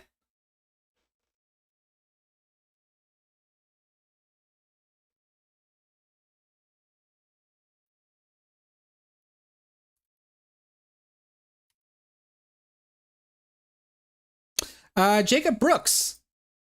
This is a bar table. It's hard to tell. Yes, it is. This is a 3.5 by 7 foot diamond table. Well, no 2-pack. No 2-pack for me as I broke dry. Now it does look like the 1-ball is cuttable to the corner pocket. How does my opponent play position for the 2? 2 rails? No, he overcuts the ball. But he gets a little lucky safety out of it. I think the 8-ball blocks me. I can probably shoot in between the 6 and the 8, and I'm going to have to kick the 1. Looks like I might have a little bit of side spin. Yeah. Do I get lucky? Well, kinda. Kinda, sorta.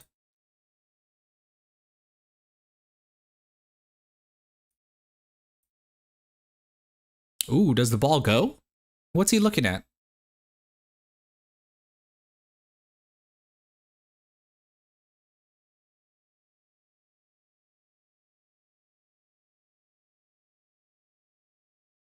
Does the ball go, or is he just sending the one ball somewhere over here?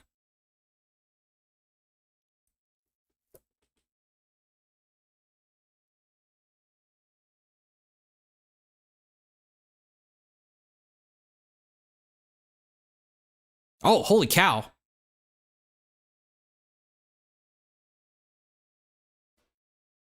Thought the 2 ball almost fell. I might have another opportunity here to capitalize. Let's see what I can do. Got some bottom spin here to play the 1-2 combination. Hopefully still be set up for the 1 ball. Good to go there.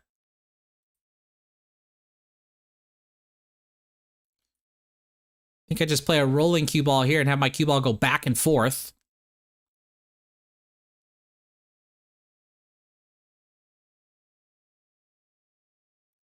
Okay, nicely done there.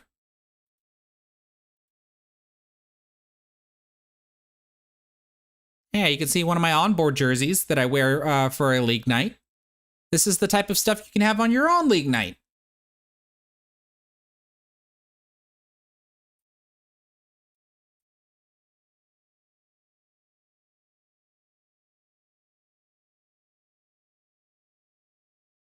Now I remember that shot. I didn't hit it hard enough to get the cue ball to come back out. So now I'm hooked on the 5 ball. So now this makes me go back and look at this shot and go, well, what the heck should I have done differently? Should I have attempted to play safe and just push or shoot the 3 ball straight into the rail and tuck the cue ball behind the 5?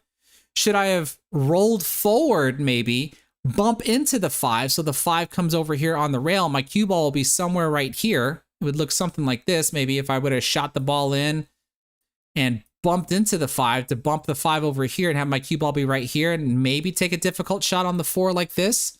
Maybe that's what I should have done in retrospect. Or do I just make sure I hit the ball harder so that way when the cue ball does come out like this, it comes back out into the open to where I can shoot the 5?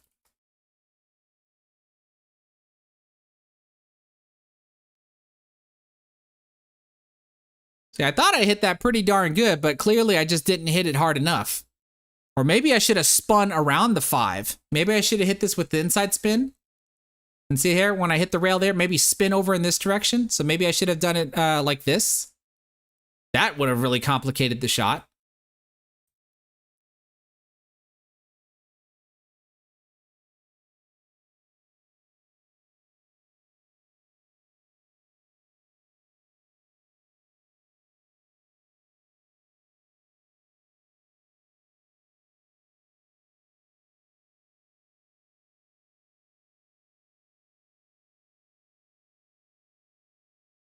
Oh, I clipped the 6 ball. Still managed to hit the 4, but since I hit the 6 first, it's a foul. My opponent gets cue ball in hand. He only needs 7 more points to win the match.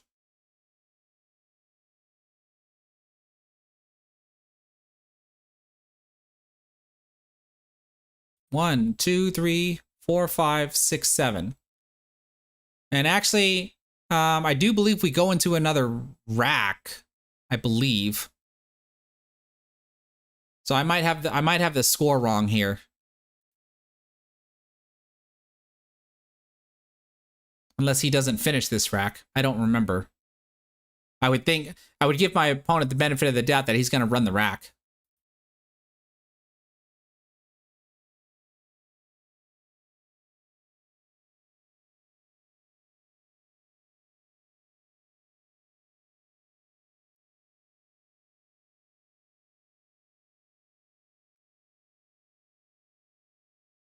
Bottom right, or bottom left on this one. Whee! Uh-oh. Oh, I thought he was going to scratch.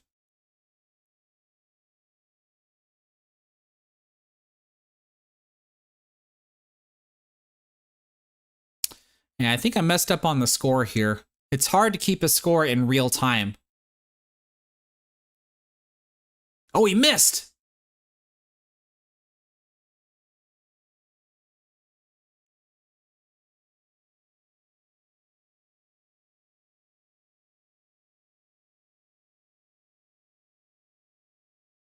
Can I make this 9-ball?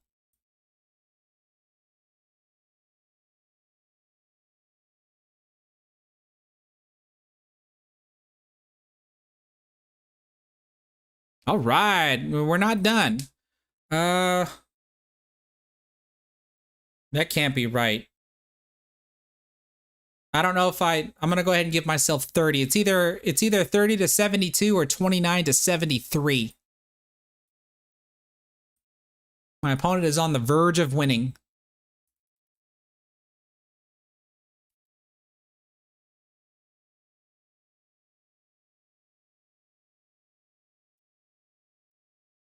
Okay, I make the 6-ball on the break. I have a shot at the 1.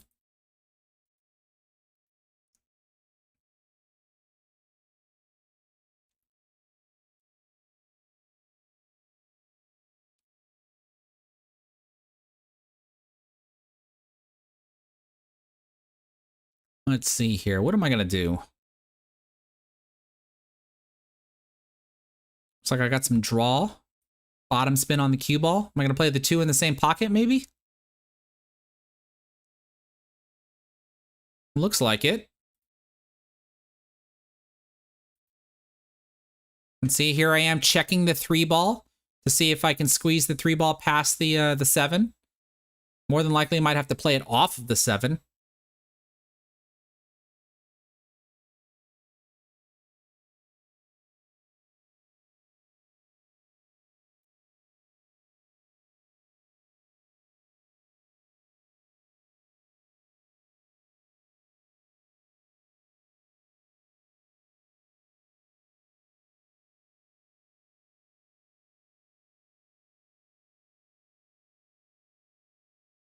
Oh, but I couldn't get it to go past the 7.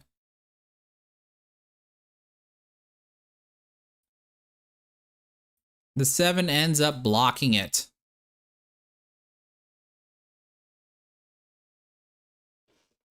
Now, it does look like he's going to have to rail first and spin this cue ball into the 3-ball.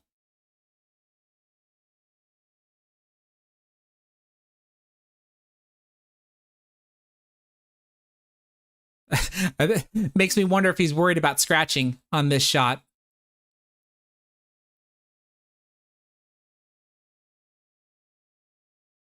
Oh, what a shot there. Nicely done by my opponent. Oh, and that might have been the game. I didn't realize that. So actually that means I got to give him 2 more points. I have that. And that probably means 1, 2, 3, 4, 5, 6, 7. I believe this ends up being the final score where I get my butt whooped 30 to 75. But like we talked about, for anybody that might be new and thinking that I'm supposed to just show matches where all I do is win, win, win, that's not how this works here. That's not how it works for a live stream either.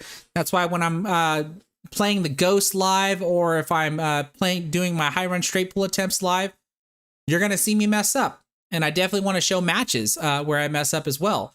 So clearly this was not a night where I was playing very well. This is where I do have to take into account how many times did I miss. There were a couple of shots we saw where I might have been able to do something a little bit different. We had a little bit of dialogue with the viewers here. So this is where I got to just chalk this up to experience and go, okay, this is what I got to do a little bit better. Better cue ball control, because we saw plenty of times where I made the ball, but I didn't have position on the next ball because I either hit too hard or too soft. And then there were just a lot of shots that I missed, and then a lot of missed safeties as well, which all boils down to better cue ball control, which is something I think we all struggle with over the course of our lifetimes, of always trying to just have that good cue ball control on top of being faced with a tough opponent. So I hope everybody was able to learn something from this besides watching me play bad.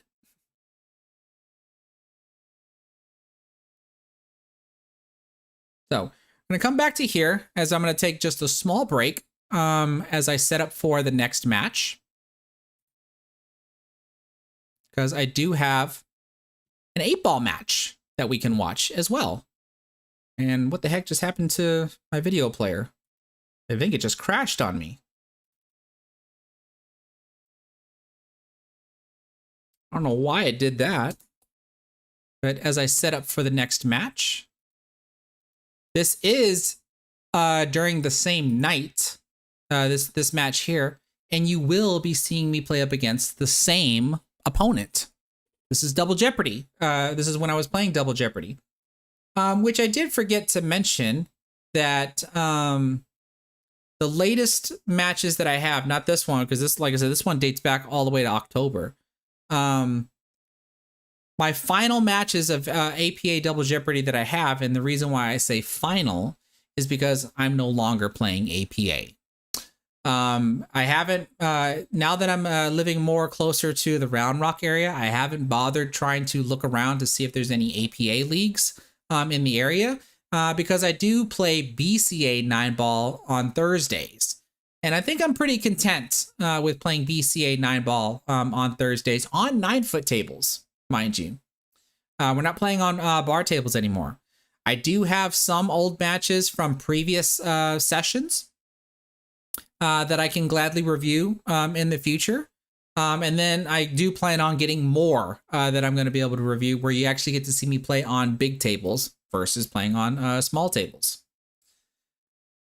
Okay, so at this point in time, I do want to thank everybody for being here. If you haven't done so already, please give this stream a thumbs up, whether you're on Facebook or on YouTube. It really doesn't matter. If you're on Facebook, maybe consider sharing the stream to your Facebook profile, so that way your friends and family can get to know me, maybe gain an interest in playing pool. And then, of course, share it to your favorite pool groups as well. Liking the stream on YouTube helps me out in the YouTube algorithm, so that way more people can discover the stream while I'm live, or maybe even discover the stream after the fact. I really would appreciate that. We do have one more match lined up that I'm going to review here. It's going to be an 8-ball match. But while I'm setting up for the 8-ball match, if anybody has any questions that they would like to ask, that I'd be happy to answer. Let's see here. And in the meantime, actually, give me one moment. Do I have my... Yeah. Give me one moment. I will be right back.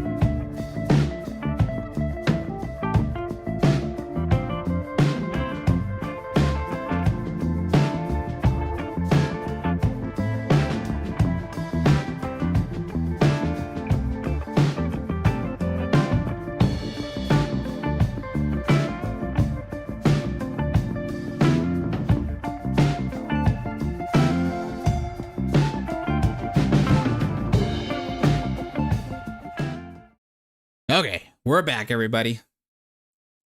Has anybody got any questions while I was away? Because if not, we'll go ahead and roll on over to the next match. Let's see here. I'm going to go ahead and scroll through the chat. Ha! Bearded Billiards. I love the name. You're just tuning in. You were wanting to know if I was playing on a 7-foot table. It was a 7-foot table. When APA League is typically played on 3.5 by 7-foot tables. I have a couple more videos that I'll eventually review in the future where I'm still playing on 7-foot tables.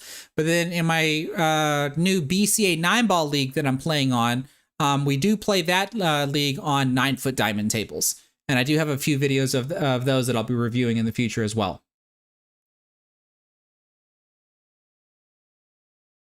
239 says, I'm a good sport, all about learning something from the defeat.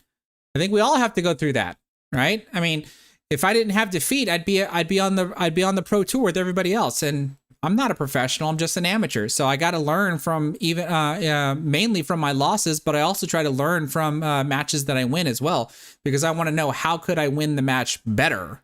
So whether I win or lose, I'm always trying to learn something from videos that I have recorded.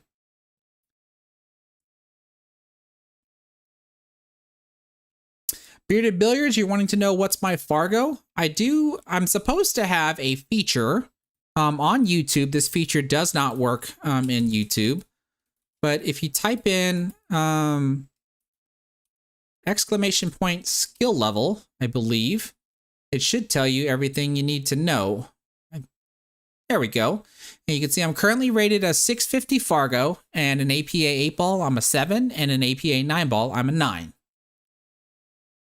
As far as wanting to know what all types of commands that you're able to do, I do believe there should have been a message that was popping up from time to time that would tell you how to do that. Let me double check.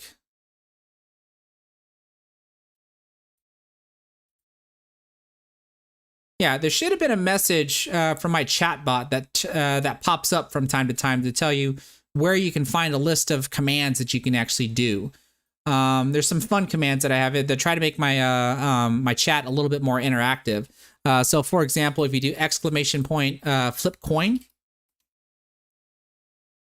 you can call it heads or tails, and I flip tails, right? You can do something like that. You can do exclamation point roll dice. Let's see what I roll. Or is it going to work? Did I spell it right? Oh, there we go. I rolled a 4 and a 6, so I rolled a 10. All right, so I've got a bunch of fun commands that are in here. So that way the chat can be a little bit more interactive. Let's see. Smitty, you posted a question from up above. Let's see here. I must be talking about this one. It says, best approach with hitting ball locked into the bumper. What spin is recommended to free the ball to get to the pocket? I remember you covered this, I believe. I want to make sure I'm trying to understand your question. So if a ball is frozen to the rail, I believe that's what you're referring to when it comes to the bumper. It's going to depend. Hold on a second. I see that Bearded Billiards is trying to use the commands here. Just a second. Let me just do this.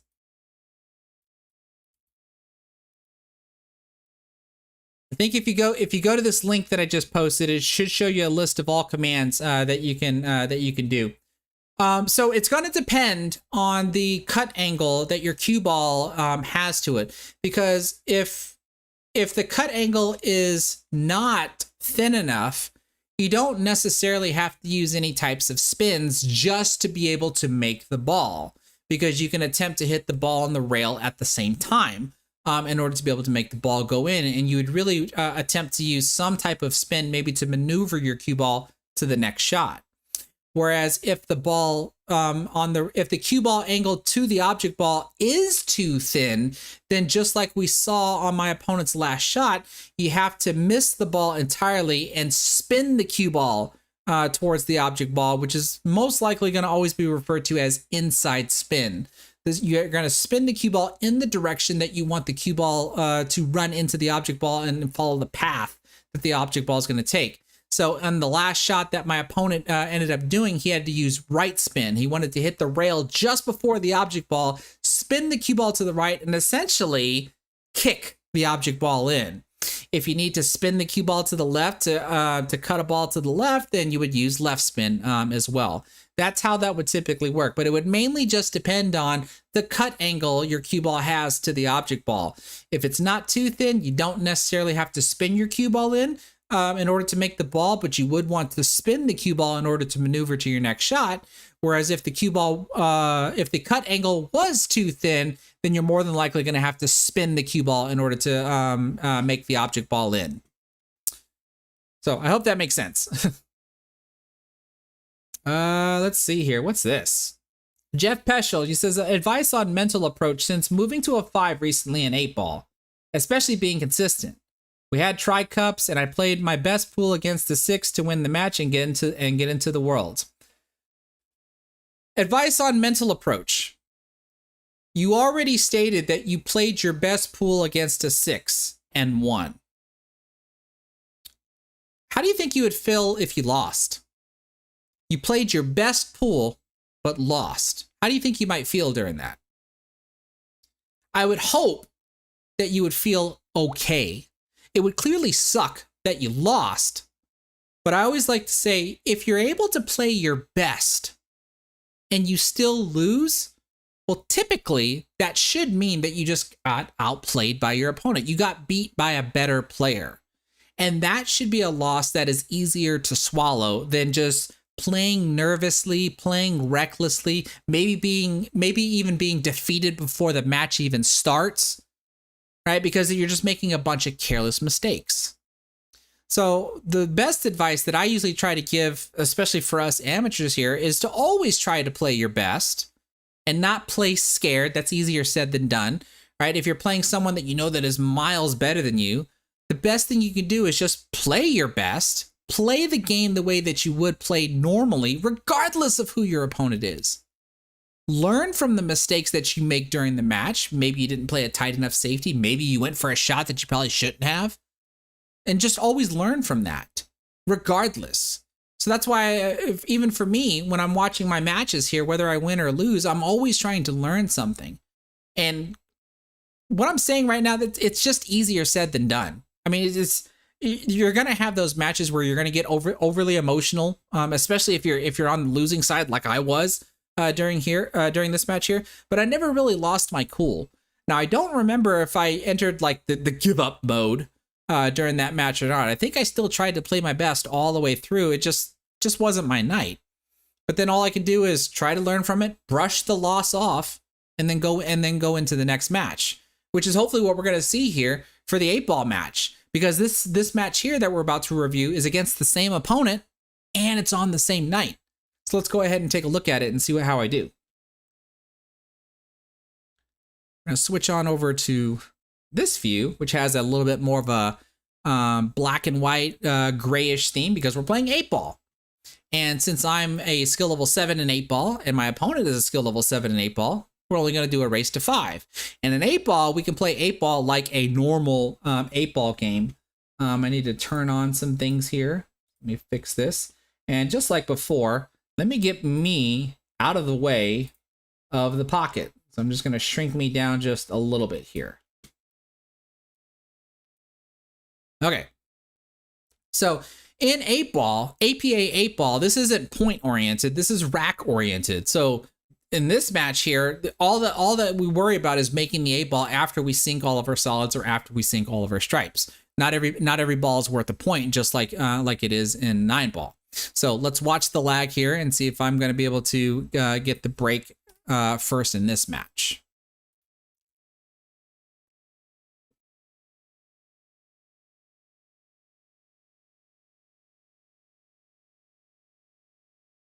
I think I might have hit mine too hard. Yep, so I didn't win the lag in 9-ball, and I didn't win the lag in 8-ball.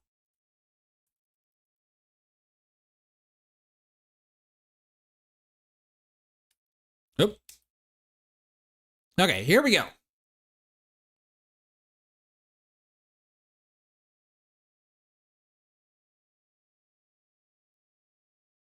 Okay, 8-ball is played way differently than 9-ball. In 8-ball, you typically want to try to minimize the movement of your cue ball so that way you can maximize your run out potential. That's a phrase that I got from Tony Robles when him and I worked together on my straight pool game. Now, that doesn't mean that from time to time, you might have to maneuver your cue ball from one solid to the next or from one stripe to the next like you would in a 9-ball game. That's going to happen from time to time. But if you can help it, you do want to try to restrict the movement of your cue ball. And so in order to do that, what I typically like to do every time I come to the table when I play 8-ball, in this case here, I have a wide open table. So I'm trying to determine if I want to choose solids or stripes. So that means I have to know where every single solitary ball is on the table. It doesn't matter. If I broke and I made a ball on the break, then I would want to know where every one of the solids is or every one of the stripes, you know, whatever ball that I made. Because at least from here, I have to determine if I'm going to try to run the table, is the set that I want to pick even runnable? Like, for example, if I were to choose solids, this 5-ball is kind of tricky. I might be able to break the 5-ball out by using the 3 if I shoot the 3-ball here and run my cue ball into the 5-ball or into this cluster like this. Maybe. So just from this 5-ball alone, that might deter me from choosing solids. I might end up trying to go with stripes. And if I do go with stripes, then the only problem that I have really is this little section here. Now it does look like the 13 and this 9-ball can go here. So the only ball that I really have to worry about is this 12-ball. And so between the level of difficulty between the two, I kind of like stripes when I look at this. So I'm only curious if that's what I'm going to choose here, because remember, this is a match that goes all the way back to October, so I don't remember exactly what I did here. But this is how I would end up determining whether or not if I'm going to choose solids or stripes. Because at least with this 12-ball, even though it might be difficult, I have the 9-ball and the 13-ball that I can use to break this out. And it's a little bit easier to set them up because I have these two stripes here that can go into this pocket that'll set me up for these 2 balls here. So if I'm going to choose stripes, though, that means this is my only opener. That's my only opener, right? If I choose solids, then I have the 1-ball as an opener and maybe the 4-ball as an opener, right? That's another thing that I have to look at as well. So let's see what I do here. So you're going to see me. I come to the table and I just start looking around. I look at all the balls, see where they're all at, see if I can find a way to break out any trouble spots if I identify any, right?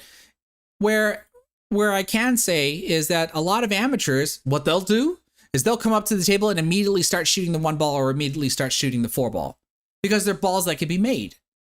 And then they won't even realize, they won't know the trouble they're going to run into until they get there. I'm already identifying the trouble I'm going to run into if I decide to choose solids or stripes, and I'm already trying to come up with a plan to try to figure out how to solve any of the problems that I might run into. So light up the chat, everybody. What would y'all choose in this situation? Solids or stripes? And what would be your opening shot?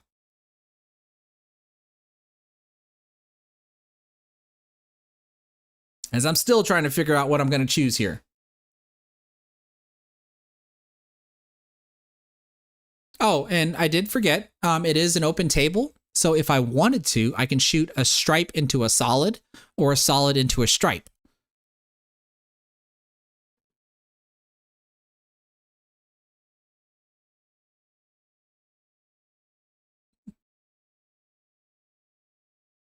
And it looks like what I said earlier was correct. It looks like I'm going to choose stripes.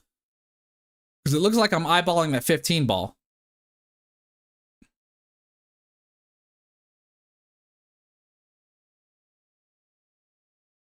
Okay, so I made the 15-ball, bumped into the 8. It looks like I might have freed up the 12-ball.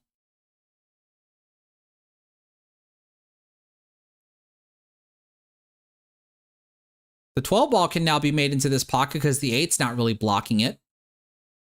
Looks like I might attempt to shoot the 10. Maybe not. Maybe I don't like stretching across the table, so I'm going to shoot the 14 in the side.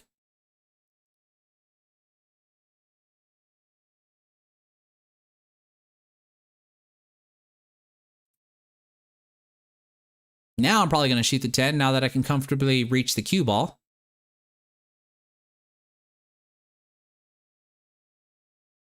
But you can see here, now I'm taking another moment to reevaluate everything. How am I going to deal with this little area here? This is the most troublesome area. Looks like I decided to shoot the 12 ball instead of this. Am I going to run into that 13?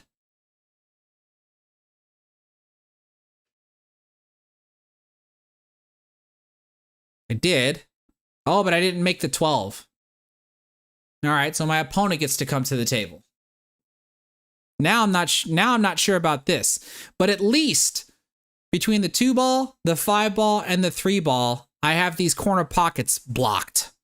So unless my opponent comes up with something, I have a chance to come back to the table. Now we already saw how great my opponent played 9 ball and the way he was able to maneuver his cue ball. So I have no doubt that he might be able to figure out something on how to get out of this rack with solids. But let's see what he decides to do.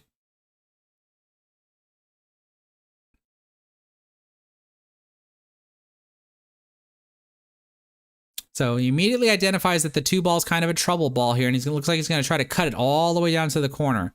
Ends up overcutting it, and then ends up getting a good leave on the cue ball. I think all I could do is probably play a safety here.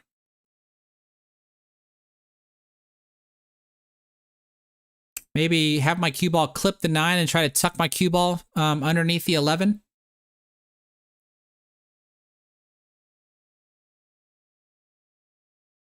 Oh, that looks like what I tried. So now all of this stuff is a little bit more open, just a little bit.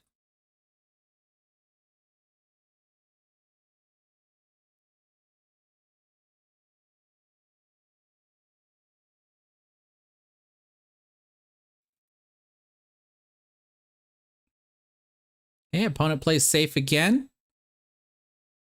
Leaves the cue ball all the way down at the other end of the table. That's actually a good leave. It looks like the only ball I can see is the 9 ball.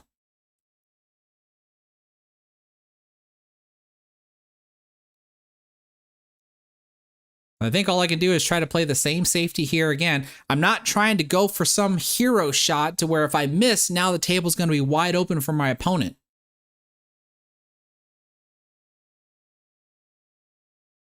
Right? I give my opponent a free shot at the 6 ball, but he's got to bridge over my 9 ball, right? Which makes the shot more difficult. Looks like he's going to go for it anyway, and I don't blame him.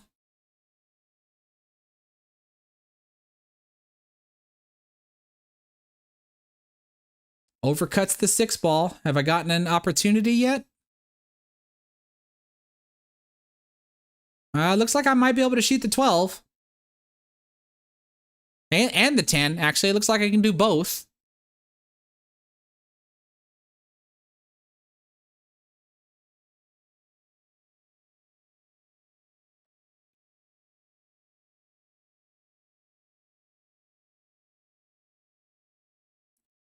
Checking out the 10 ball.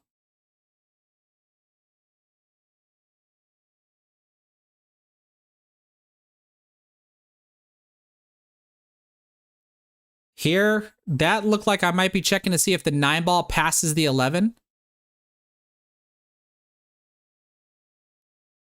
What am I doing after this 10 ball? Yeah, I tried to soft roll it, and it doesn't look like I got anything that I wanted. And I'll probably have to play another safety.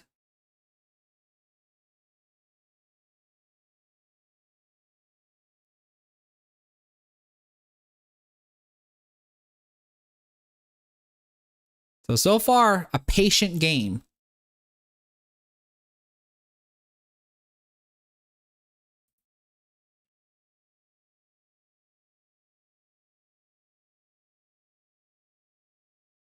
Now, it looks like he might be able to make the 5 ball.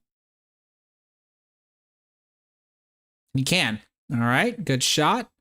Everything's kind of out in the open now, and the only ball, the 2 balls he has to worry about are these 2 right here. Right, which gives me the odds of being able to come back to the table, especially since I have this blocker here.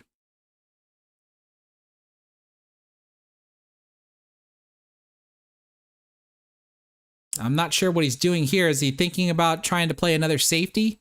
Maybe hit the one ball and put the cue ball in a position where I can't make this ball and the only ball I can hit are these two? I'm not sure. Is he? Okay. So that's what he was doing. He wants to put the cue ball here to where I can't see this ball and all I can do is see these, but then he ends up tying up more of his stuff.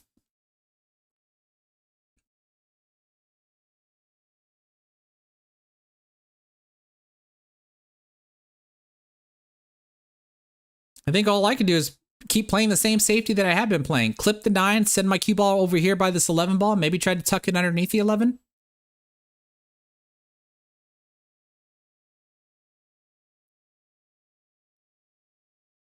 Ramanoush, you have yourself a good night. Thank you so much for stopping by. Good to see you again. And thank you so much for the super chat.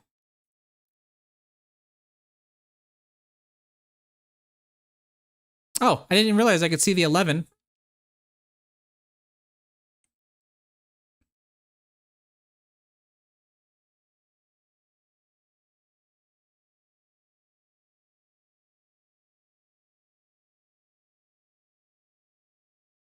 So as you can see, this game is played a lot different than 9-ball. How many? We've already traded 5 innings on one rack right now. Okay, it looks like my opponent's ready to attack. Let's see what he's going to do with this area here.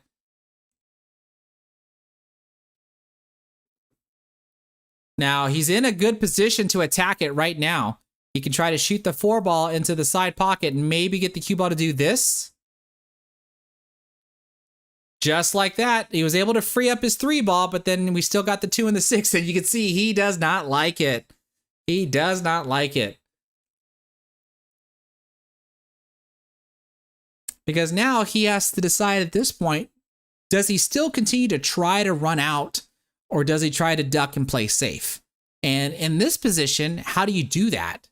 I don't think you can. I think you're kind of in the position where you have to go for it from here.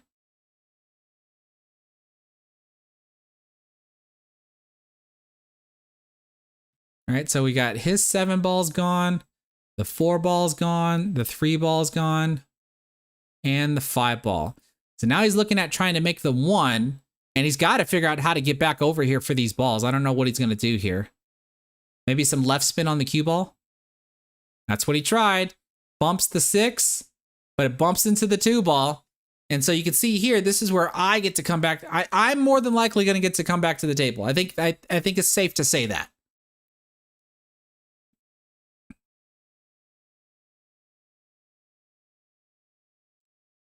I don't know if the best thing he can do is to billiard off the 2 and make my ball so that way the pocket gets opened up. Yeah, like that. Because I don't really have a shot. The only thing I could do is maybe clip the 9 ball to have my cue ball hit the rail and come back over here somewhere to where my 13 ball blocks his 2 and 6. Kind of like this.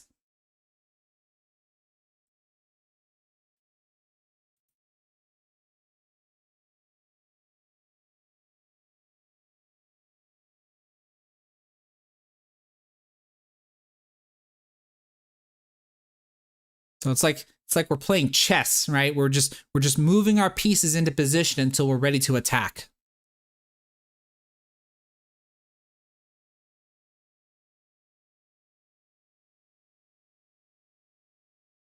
Uh-oh. And a scratch. I get cue ball in hand.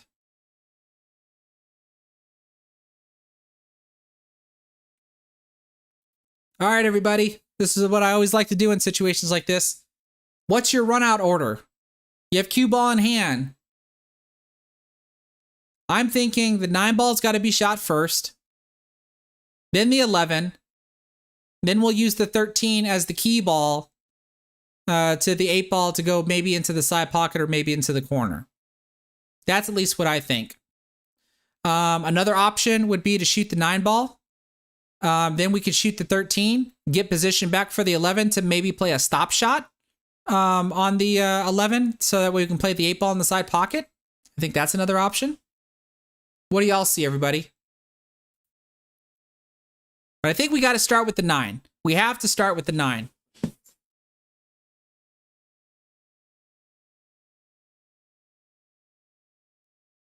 And see here, it looks like I might be starting with the 11. And then I changed my mind.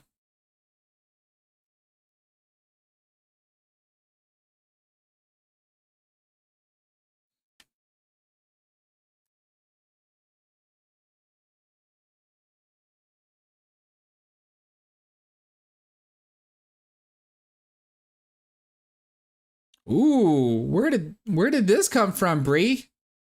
You would really attempt to go 13, 9, 13, 11, 9?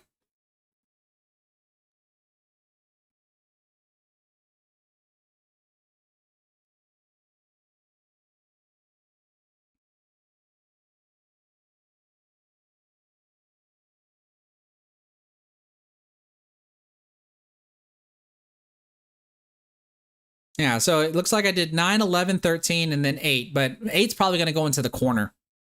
I didn't really roll my cue ball far enough out to shoot the 8 in the side pocket.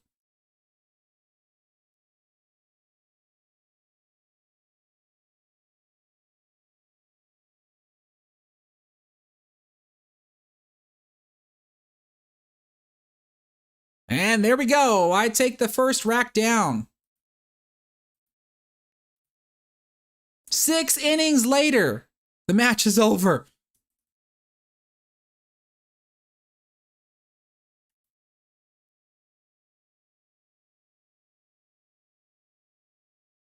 What am I trying to do here? Am I trying to do an 8 on the break? I think so. I'm going for the second ball break.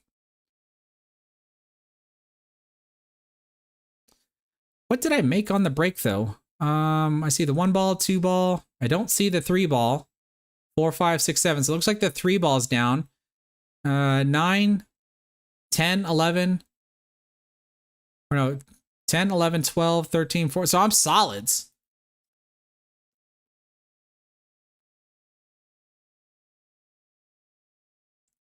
All right, so now that we're after the break, I've made a ball on the break, and I've only made 1 set on the break. And in APA 8 ball, you play what you make. And so I only made a solid. If I would have made a solid and a stripe, then the table would still be open. If I would have made 2 solids and a stripe, the table would still be open. If I made 2 solids on the break, then I would just be solids. Or if I made 1 or more stripes on the break, I would be stripes. So rinse and repeat the same strategy. Where is every one of my solids? Because I want to be able to identify, is this table runnable? This looks a little questionable. I cannot tell if this 4 ball can pass by this 9 ball in order to go into the corner pocket. So that would be immediately on my mind if that were the case here. Otherwise, I have a solid opener by playing a 5-1 combination or just shooting this 7 ball. And you can see I'm thinking about it, but then I'm like, wait a minute. If I make this combination, it is likely that the 5 ball can tie up right here. So maybe that's not the best decision that I can make. So now I'm coming to look here. If I make the 7, where do I play the 6 next? Because that should be the next ball that I would want to play for. Or maybe even the 2 ball.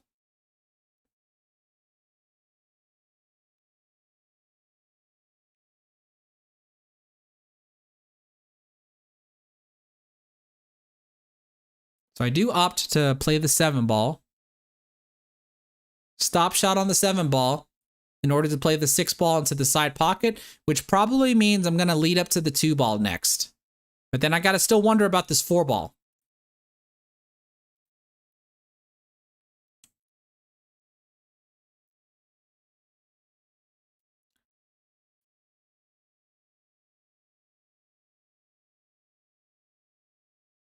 Oh, and I just missed the 6 ball.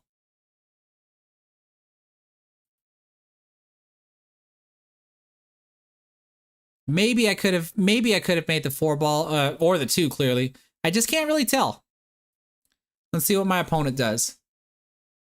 I think he has to open up with the combination. And the reason why I say that is because we want to get that 9. He wants to get that 9 ball out. Or not. Maybe not. I don't know.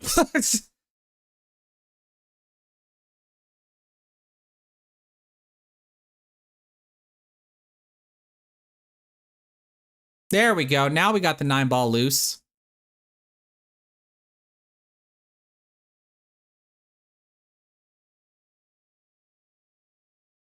I think the 10 and the 12 are gone.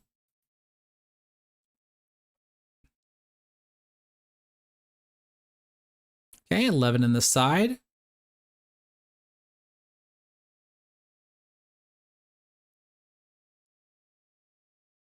You look at this 8-ball, you can see, look how far ahead my opponent has already thought. He wants to play the 8-ball into the side pocket here. So that more than likely means that this 9-ball I can't tell if this is the 14-ball or not. One of these two stripes right here is probably going to be last. I can't really tell what this ball is. This looks like the 9, 15, and 13. I can't really tell what this is.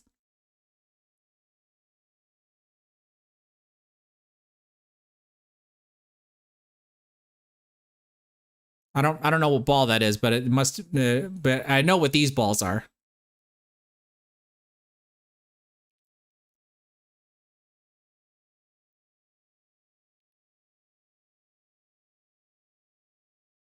Okay, 15 ball down. And like I said, and we leave the 9 ball as the key ball to the 8 ball. See, so he looks to see where does he want to be on the 9 ball, so that way he can roll his cue ball forward and try to get flat on the 8 to go into the side pocket. Really keep his cue ball under control.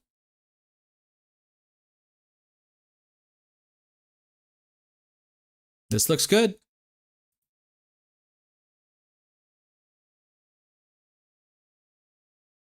All from me missing that 6 ball.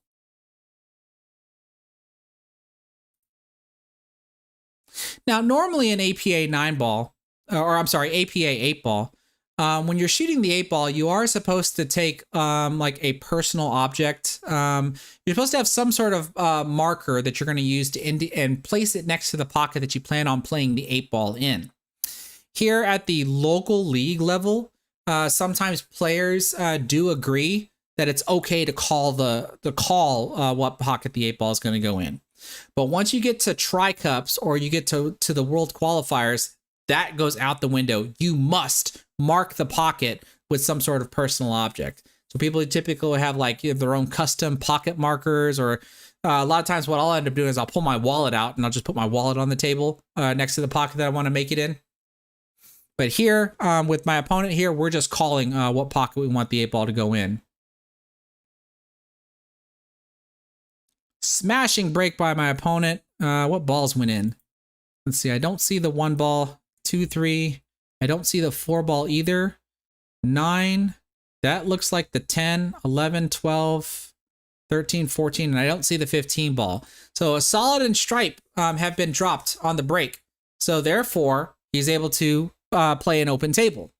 So he should be running through the same process as to which set has an issue. Does solid have an issue? Does stripe have an issue? And that's going to help him determine which one he's going to pick.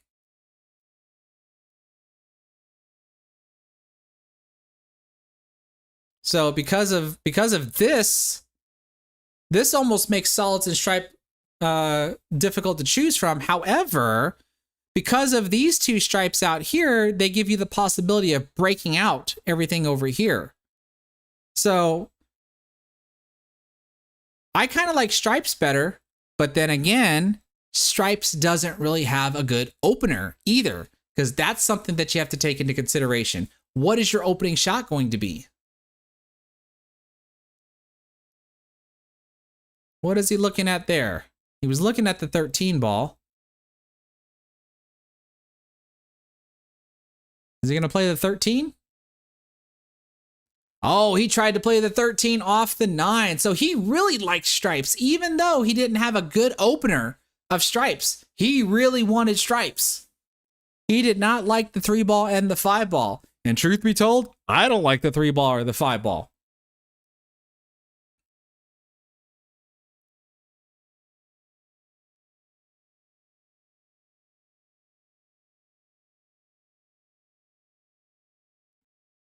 So it's still an open table on my turn.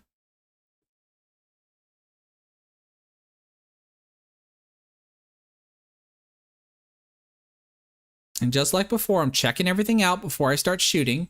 Because I am trying to figure out how do I want to address those stripes that are next to that 5 ball.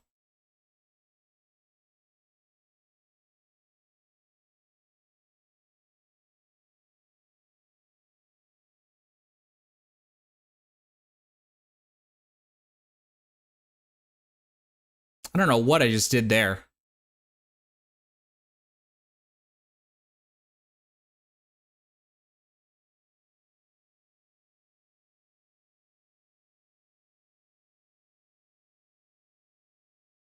Okay, very little movement there.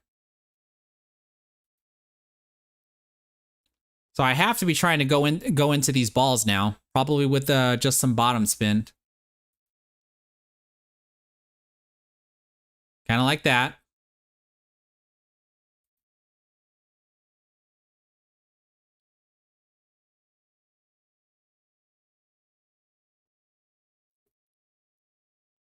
I'm wondering about the 8 ball now. I can't really tell what pocket I plan on playing it in if it is playable. And I think there I'm checking to see does the 8 ball go into the side pocket when I walked over to the left here.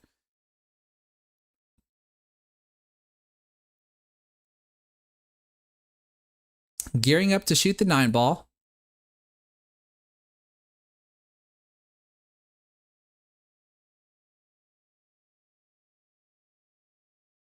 Okay, 9 ball down.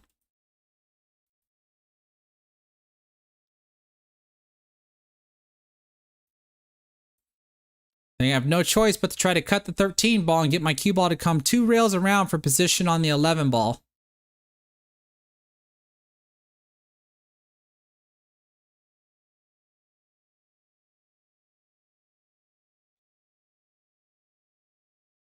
Looks like it might be a little bit of stun with some right spin.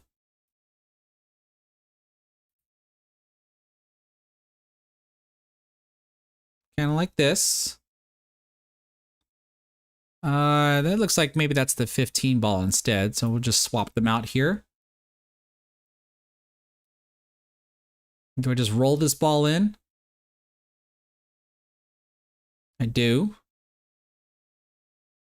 Definitely don't want to get flat on the 15 ball because you can see here now I'm really checking where I want to be. So how do I get my cue ball to make the 15 ball and land pretty much where I'm indicating? All right, should be nothing more than just a little bit of bottom spin.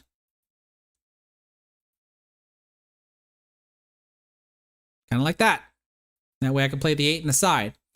Now, if memory serves correctly, I think we're gonna have a wait period here because I do believe my opponent wants someone to come and watch the shot to make sure that I don't hit the 3 ball first. This is something crucial that needs to happen from time to time during your matches either. Also, because if there's ever going to be a close hit, you definitely want to have a third party come in and watch the shot and make sure that the third party is also aware of what they're supposed to be watching for as well. Yeah, so we're looking around to see like who can we call. So I'm gonna go ahead and fast forward. Okay, here we go.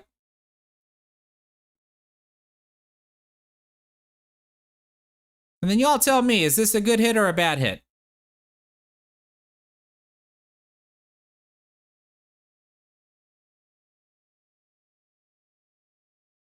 All right, that looked pretty good to me. And even the person that was watching said it was a good hit.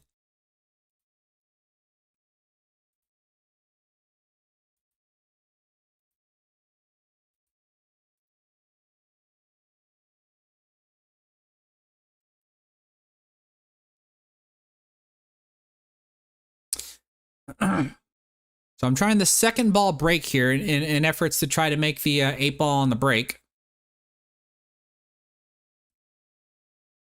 Didn't really get much action out of the 8 ball there. What did I make? 1, 2, 3, 4, 5. Looks like the 6 ball is gone. Let me back myself out a little bit. And then 9, 10, 11, 12, 13, 14. I'm solids on this one here.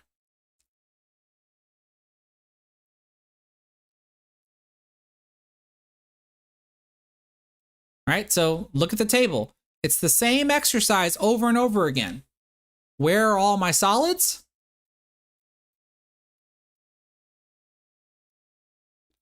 And then sometimes, like when I look at this table here, this table looks runnable. I think the only question that comes into play is this area here, where it might be to my benefit that I shoot the 7, then the 1, then the 3. But I got to make sure that I get a good position on the 7 in order to do that. I would think that my opener has to be the 4 ball. But then if I'm going to shoot from the 4 to the 7 to the 1 to the 3, that means either this ball or this ball ends up being my key ball, if that's the case. I'm not exactly sure I remember how I do this anymore. Travis Wilson, you want to know, did I stop doing the pop break? No, I didn't stop. I was experimenting with different breaks because at least for some reason, I was having difficulty doing the pop break on these particular diamond tables. Don't know why. Didn't make any sense. I can go back to my home table and do the pop break all day long. But for some reason on these tables here, I wasn't very accurate with doing the pop break. It wasn't until much later on in the session that I started doing the pop break again. But I don't think I have any videos of that one, of when I started doing that again. Right, so I played the 4. I got position on the 7. Now I can even play the 3 ball if I have position on the 3 ball. But I'm pretty certain it's going to be 7-1-3.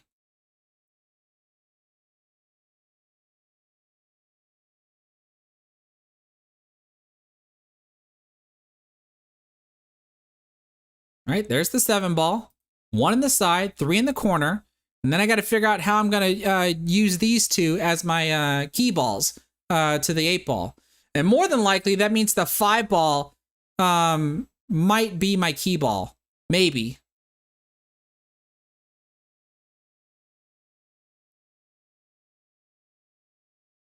There's the 1 ball, which means I would think the 3 ball should be next.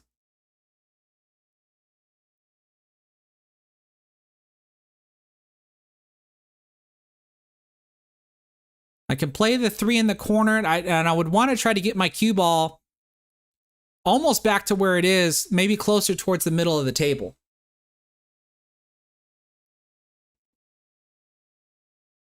This is probably going to be done with some bottom left.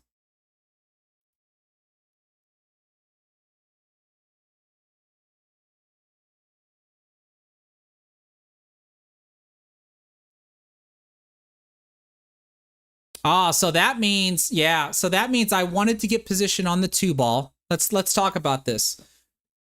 We saw me made a gesture that I wasn't really happy with the position that I got here, even though I got position on the 2 ball and I got position on the 5 ball. But because of the gesture that I made where I wanted my cue ball to be right here, that tells me that I wanted to shoot the 2 ball next in order to try to get position on the 5 ball. That way I can just shoot the 5 ball like this and get position for my 8 ball, and then I'm done. Now, because of where I'm at, I'm nice and flat on the 2 ball. So if I wanted to still shoot the 2 ball, which I don't really recommend, I would have to draw my cue ball back in order to get position on the 5. So unless I'm mistaken, I'm pretty sure I'm going to shoot the 5 ball next from this position here. And now my 2 ball has to become my key ball to get to the 8. And what you saw me there, do there, or am I mistaken? Am I going to try to draw this?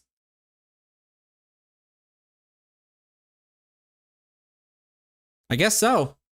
I misspoke.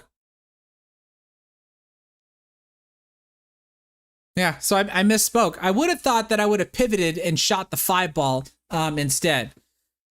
Because this is a cut angle now that I can't hold I don't think I can hold the cue ball. It looks like I have some topspin. I'm more than willing to bet my cue ball is going to go from side to side.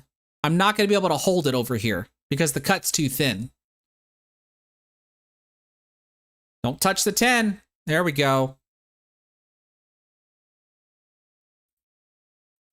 So I made that a little bit harder than it should have been.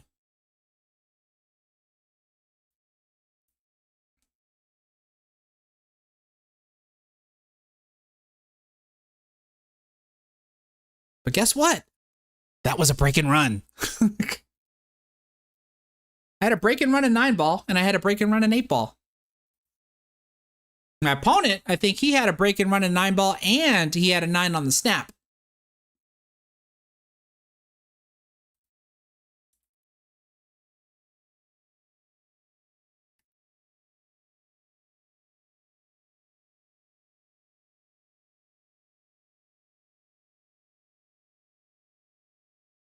Ooh, look at that. Almost made the 8 on the break.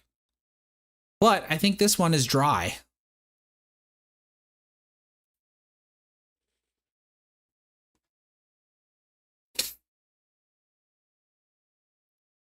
Okay, we got a giant mess right here. Nonetheless, I think my opponent is forced to take stripes, and then he's got to figure out how he's going to break his 9-ball out. So let's see what he comes up with.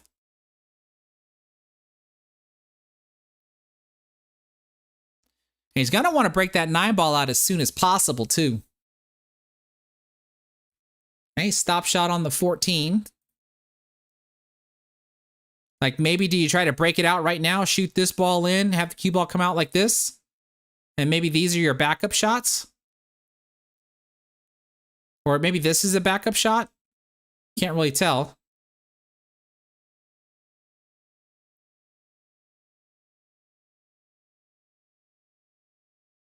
Oh, look at that. Parting the sea and getting position. What a shot there.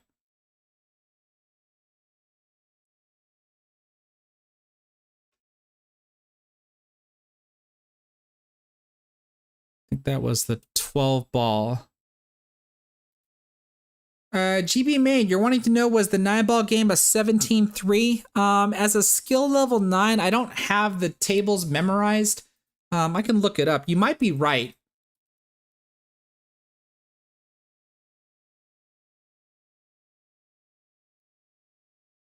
I don't remember the score sheet well enough.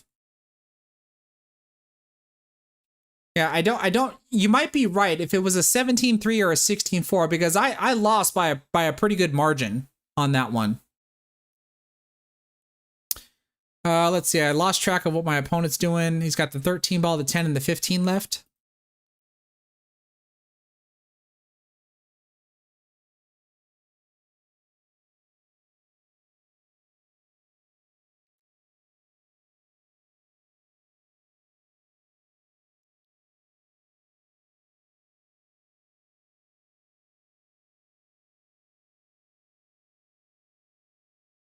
That was a good shot.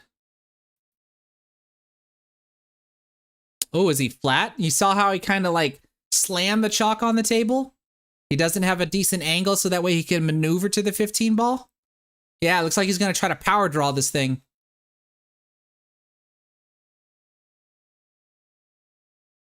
Ooh, did he get it? Did he get it? I think he got it. Now the same, just like me, the cue ball has to go from side to side. 1, 2. What a run out. That was from my dry break.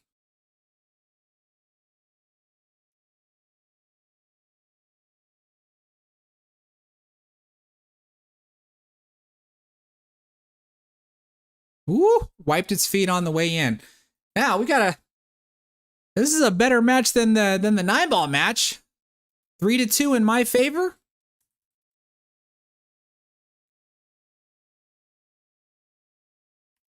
Oops.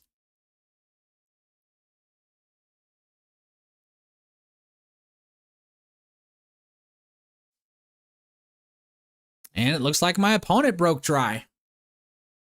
And look at this mess. Look at this mess. This kind of makes the table unrunnable.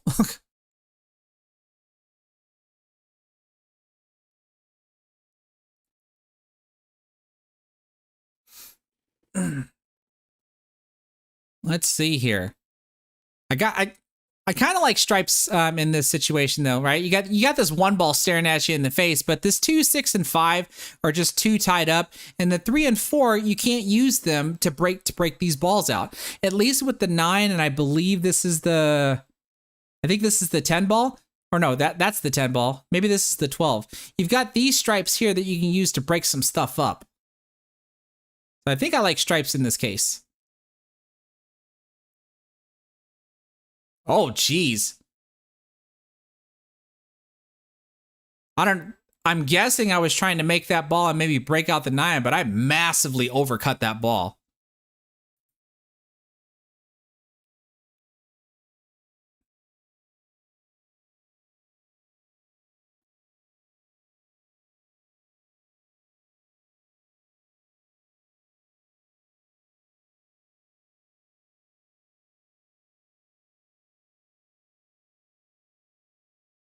I think I got a little lucky here. I don't think my opponent can shoot stripes.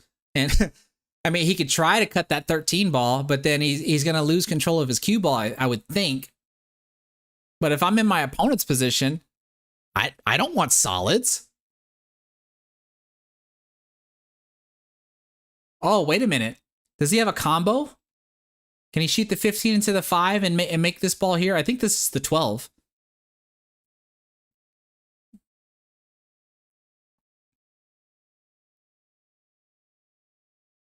Oh, I think he sees it.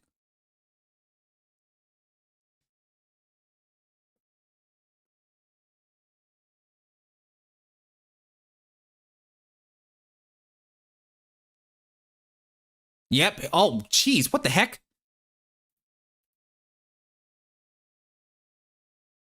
Did you see the 9 ball fly in? Let's do this. I'm gonna play this frame by frame. What the heck happened here?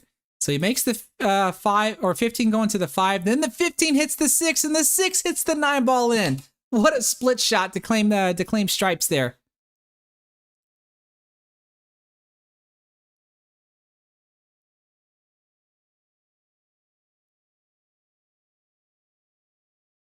All right, I lost track. What balls just got made? The 12 and the 9. Okay. At least I think it's the 12 and the 9.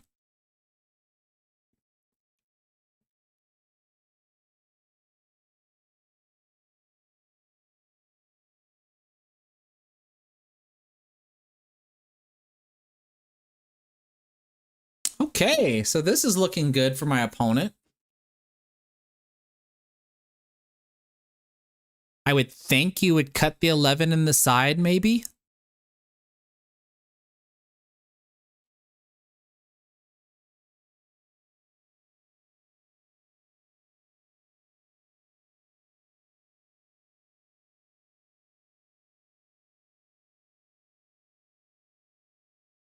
What are we doing here? Ooh, good shot on the 14.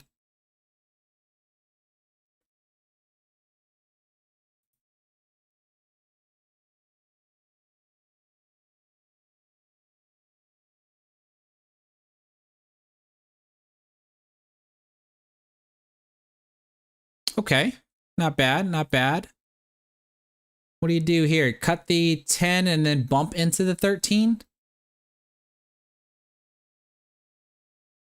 Or do you go ahead and play the 11?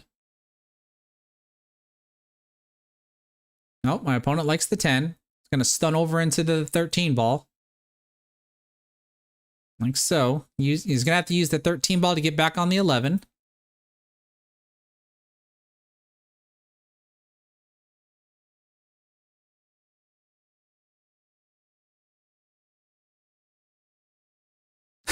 You can see he's like anywhere right here. What am I doing right here when I wanted the cue ball to be anywhere right here?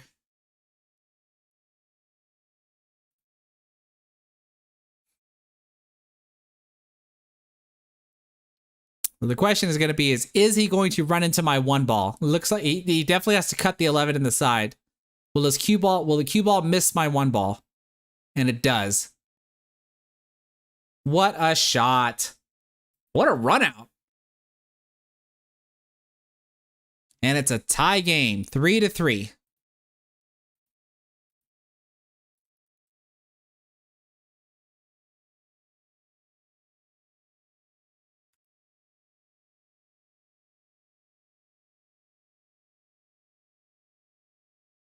A nice flat break, but doesn't look like he was able to make a ball. This is usually one of the dangers of when you do like flat breaks. It doesn't matter what approach angle you take. If you hit the head ball square on from whatever approach angle, you usually get a really good spread. But if you break dry, then you don't really want to have a really good spread, because then the incoming player just gets to walk up to the table and do whatever they want.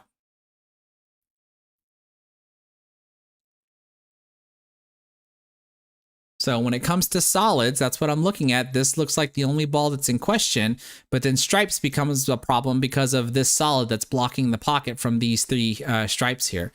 So I would have to think solids is the favorable set here.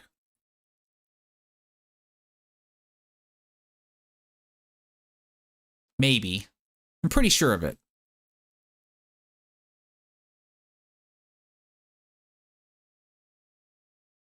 Yeah, so it looks like I'm going to start with the one ball. Probably just roll the cue ball in for position on the 3.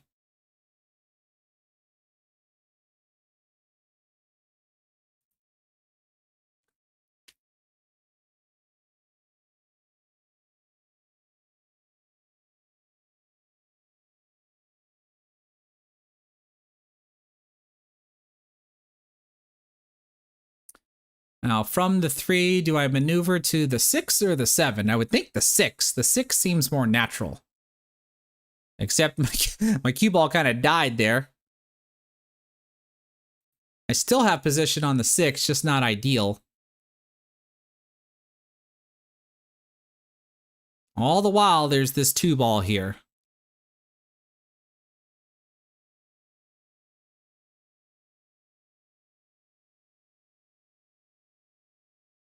Oh, what am I doing? Changed my mind.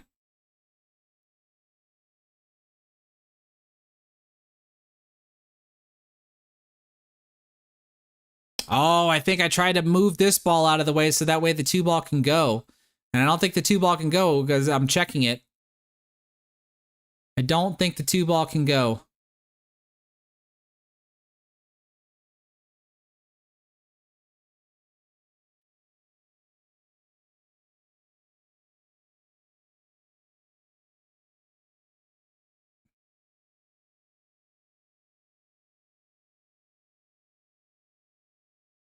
I might be in trouble here.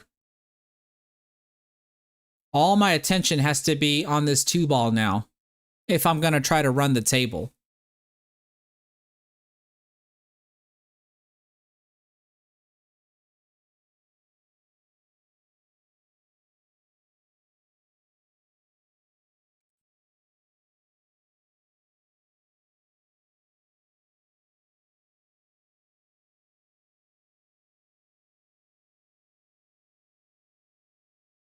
Ooh, what the heck am I going to do with that 2 ball?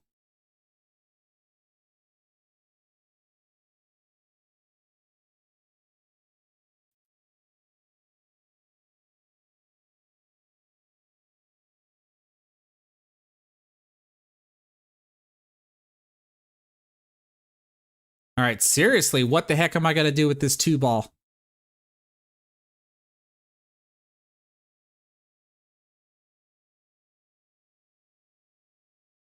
Okay, I can see that my tangent line takes me over to here.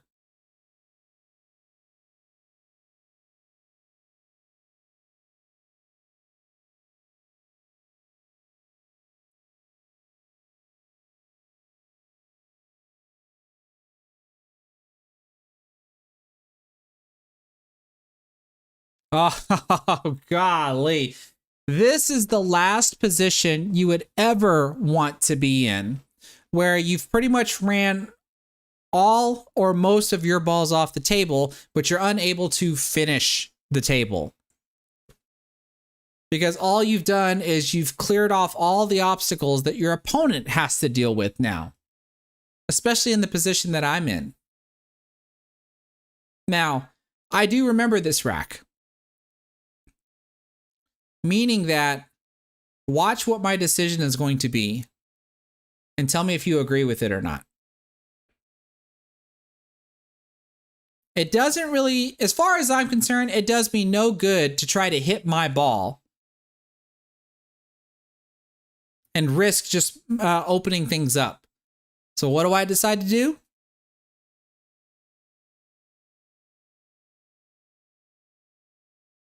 I purposely play a foul and create this 3-ball cluster. Now, my opponent's a great shot, right? So I got to try. The only thing I can come up with is try to see if I can make the table layout a little bit harder for him to deal with, rather than giving, just still arbitrarily just giving him ball in hand without disturbing anything. Because look what just happened right there. Right? He might have had ball in hand and he's going to play this combination. But look what happens when he plays the combination. The 9 ball doesn't stay open. He's got another cluster that he's got to deal with. Now, he might be able to deal with the cluster, but I at least still have a chance. Like, there's a chance for me to come back to the table.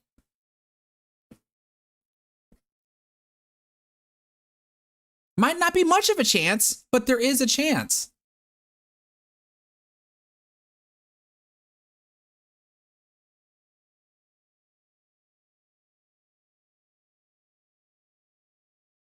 And at the very least, I've at least kept his 11 ball contained by my 2 ball as well.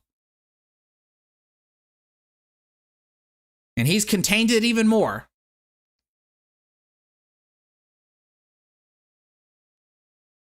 All right, so interestingly enough, I would think at this point maybe you play a safety or something. I don't know if I would attempt to make more balls.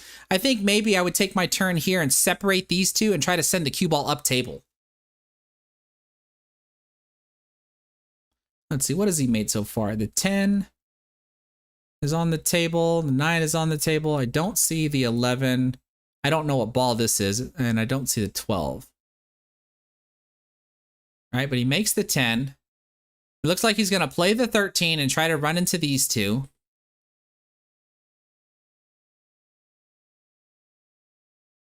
Okay, and that's what he does. Now he can play the 9 and maybe run into this. See, I don't know. I don't know if I would have attacked... Me personally, I don't know if I would have attacked this layout so aggressively, because now look. Actually, the 9 ball's gone, and that's the 11 ball that's still on the table. And I can't tell what this ball is. Now, he can play a safety here. He can just send the cue ball up table while my 2 ball stays down here.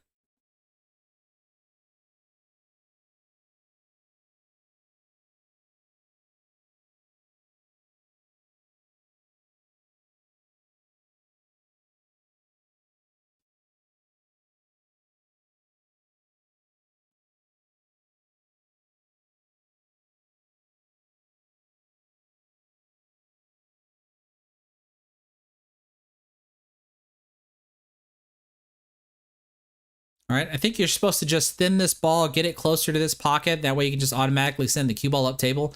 Maybe the 8 ball blocks me from my 2 ball. He's really thinking about it.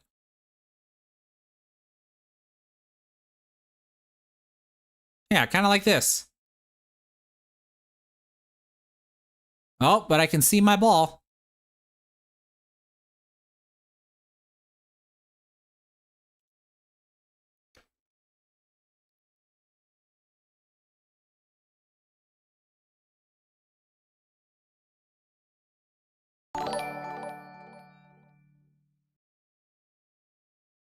And when you're in the situation that I'm in, let's see, Panic. Thanks, thank you so much for subscribing to my YouTube channel.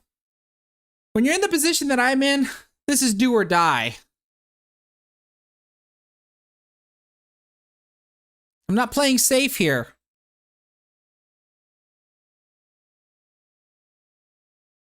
I'm all in on this bank shot that I luckily got in.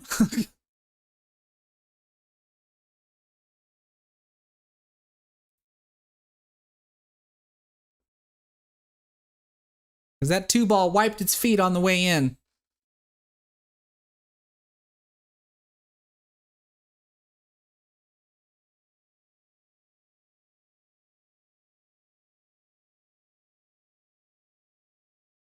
8 ball in the side pocket.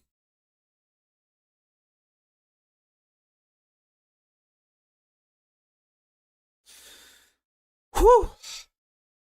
And just like that, I'm on the hill. And remember, I probably would not have even had that opportunity had I not created that 3-ball cluster, since I failed to run out solids. I mean, who knows? Because if I didn't create that 3-ball cluster, the layout of the table was simpler. And when he played his opening combination and then that 9-ball fell back into a cluster, that's what at least gave me a chance to get back at the table. And then, of course, when I'm in a situation like that, you just got to be able to come with it. And let's be truthful here, right? How many times am I going to make that shot? Like, low percentage shot, I just happened to make it when it counted because it's the only thing I had. But if you ask me to set that shot up and shoot it again, I don't think the percentages of me making it are going to be very high. But all that matters is that I made it when it counted. Let's see here. 1, 2, 3, 4, 5, 6. Looks like the 7 ball is gone. 9, 10, 11, 12, 13. I'm solids on this one. Do I even have a shot?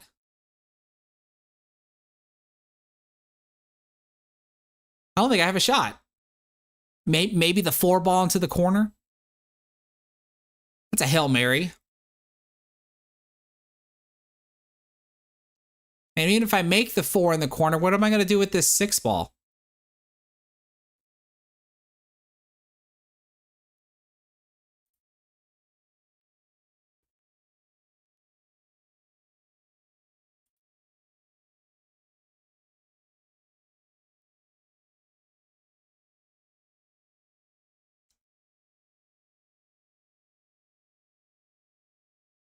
What the heck am I doing? Am I cutting the 1 in the side?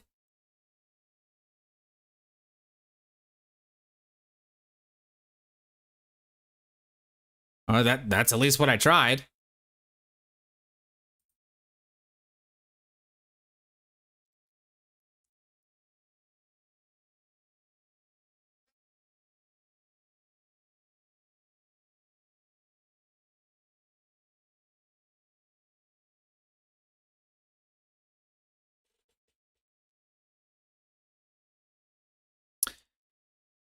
Let's see here.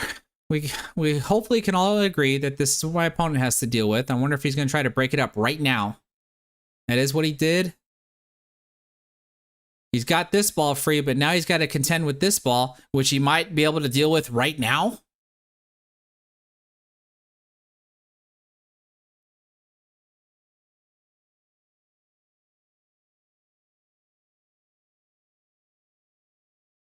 Good shot.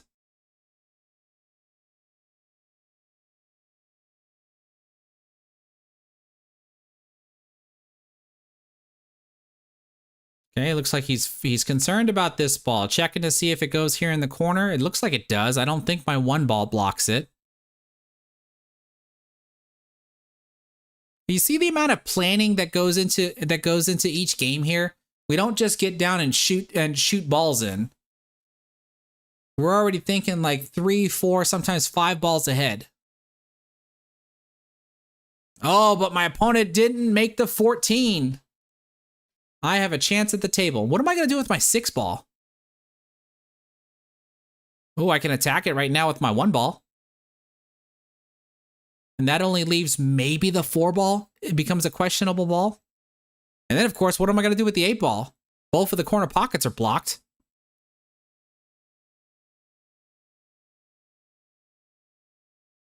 I might be able to address my 6 ball using this 1 ball. I can cut the 1 ball in, have the cue ball hit the rail and bump into the 6.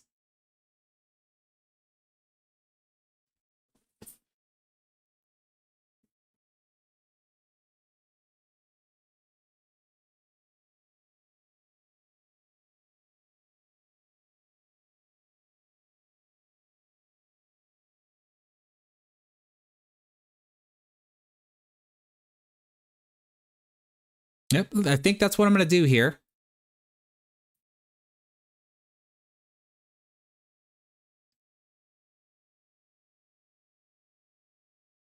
Well, fortunate to avoid the scratch there. I've opened the pocket up now for this 8-ball too, so that's a good thing.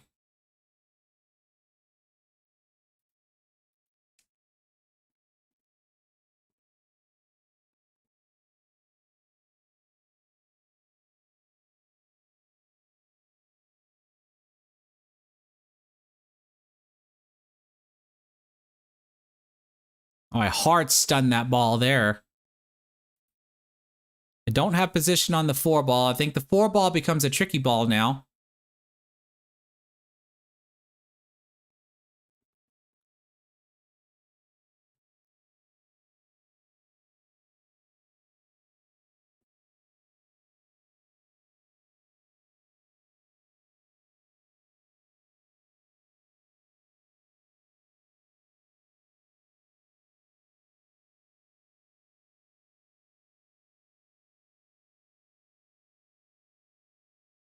Let's see. I'm not sure what I'm doing here.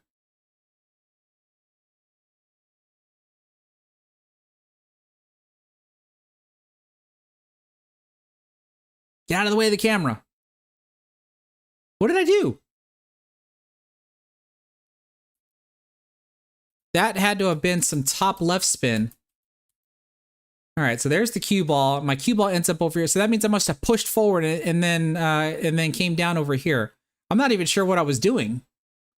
But I must have like a little bit of a check inside spin here to kill the cue ball off the short rail.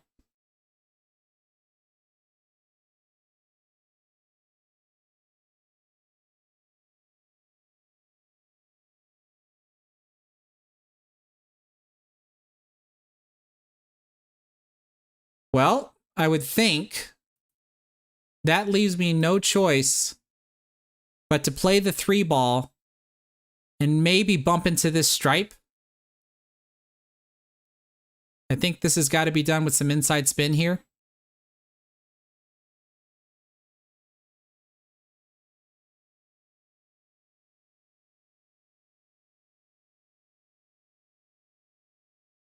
Don't get flat on the 4. Because now I definitely want to be able to maybe shoot the 5-ball into this corner pocket. So that way I can try to get my cue ball to come over here and shoot the 8 in the corner.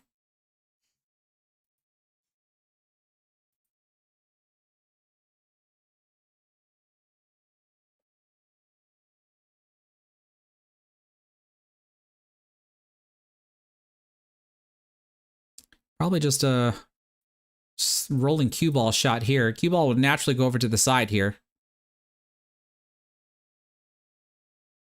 Yeah, so I think the unfortunate part from here is I'm not in a position where I can kind of hold my cue ball. So I have to make sure that I bump into the 8-ball. I think this is probably done with some left spin here. And I'd like to just gently bump into that 8-ball. I really don't want to run into it too hard because I don't want it really moving anywhere.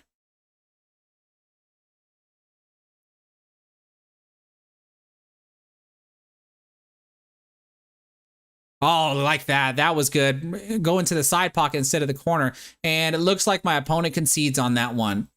So on this match here, I was able to win the 8-ball race 5-3. A little bit of redemption there, as opposed to me getting my butt kicked in the 9-ball match. So what can I say about this match here? Well, it's always the same strategy that you hear me talk about in any of my old APA matches. Anytime you come to the table, you always observe where every one of your balls are at, and you try to determine if the table's even runnable. Because if the table's not runnable, you end up looking to see where the trouble spots are and try to determine how you can solve them as quickly as possible. Because like you saw in the previous rack, since I never solved that 2-ball as quickly as possible, it became my most troublesome ball and almost cost me the entire rack had I not take that purposeful foul and create a cluster that my opponent wasn't able to solve on his opening ball and hand shot. Which goes to say that when a table's not even runnable, every once in a while you gotta duck and you gotta play some sort of safety, which is what you saw during this match here by both my opponent and myself here. So there's not always going to be a time where you can just run the entire table every single solitary time. It doesn't matter whether you're playing 8-ball or 9-ball. You got to know when to duck every once in a while and play a safety, and then hope that your opponent grants you with some sort of ball in hand or grants you with the position to be able to run out because they weren't able to capitalize on your safety. So I hope everybody was able to learn something from that.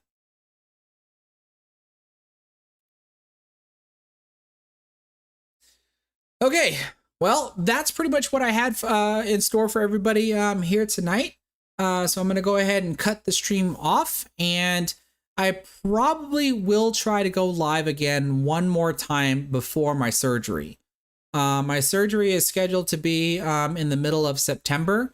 As of right now, I'm going to be busy with the Texas State Open here this weekend, and then the Texas BCA State event the following week. So maybe after the BCA State event is probably when I can go live again and let everybody know like how I did in both events and stuff, maybe review some more matches and stuff.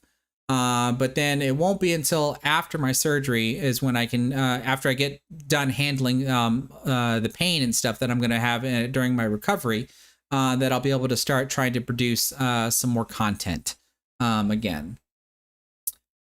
Let's see here.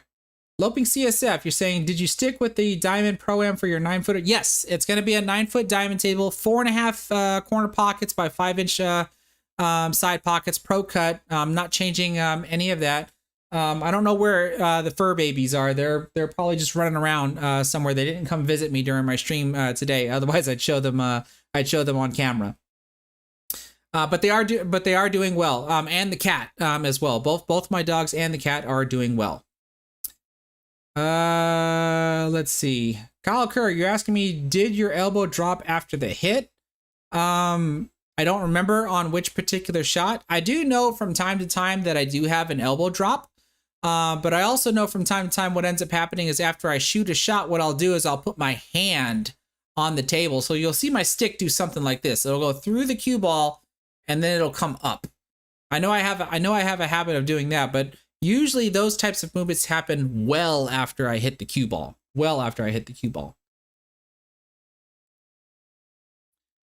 Let's see here.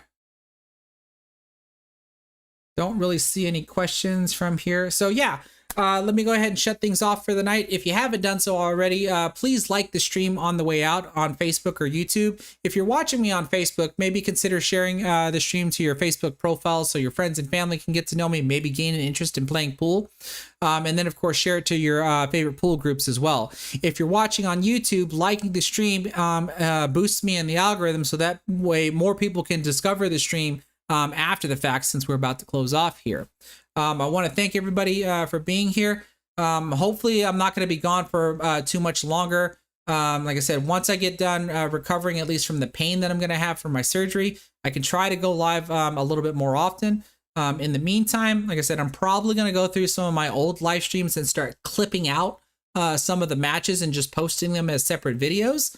And then after my surgery, I may go ahead and start reviewing players' matches again. If you're so inclined that you want to send me a video to give you the same type of advice that I try to do for myself, where I'll watch the way you shoot, check to see if you have any bad habits that I think that you might work on, and maybe try to point out some strategies that you might want to try from an amateur's perspective. I can't sit here and tell you that I'm going to be able to give you like professional level type of advice, but I can at least give you different types of advice that I've learned throughout my lifetime of playing the game, and of course advice that I've gotten from professional pool players, because I've learned this game just about as much as everybody else. I just can't execute it as well as others, but there are some where I do execute a little bit better, and that's where my advice comes from. So I would think in the meantime, dumb ref. I do like your tag there. What type of surgery? I'm going to be getting my right ankle fused. If anybody that has actually met me in person, from time to time, what ends up happening if I'm on my feet for too long, my ankle gets a little inflamed and it becomes a little painful to walk on. And when I had the doctors take a look at it, he pretty much said that the best course of action, because there's very little cartilage between my leg bone and my foot bone. It's only a matter of time before the bones actually start rubbing up against each other. And since that's going to happen, the best course of action is to get the two bones fused together. Ankle replacement surgery is a possibility as well, but if I do that, I'm going to have to get it done again like 20 years later. And with me being 43, I don't want to have surgery again when I'm 63. So the ankle fusion was the best bet. It's going to take me about 3 months to heal afterwards, which is perfect timing because in about 3 months, that's when I'm hoping to have my 9-foot table here at my home. So by the time I'm healed up, I'll definitely be right back at producing content on my table again and get right back to doing straight pull high run attempts. Okay, let's see here. Travis X Pool, this is your first time watching. Welcome to the stream. Hopefully if you go back and watch the replay, or I don't know how much of this you caught, but maybe consider subscribing to my channel. Check out all the other videos that I have on my channel where I teach people how to bank, kick, shoot draw shots, follow shots, all kinds of different stuffs. Bunch of live streams that I've got in the past where I've won and lost matches. A bunch of straight pool high run attempts. All kinds of stuff that you can find on my channel that hopefully can either entertain you or help you become a better pool player. Okay, with that in mind, folks, thanks everybody for being here and have a good night.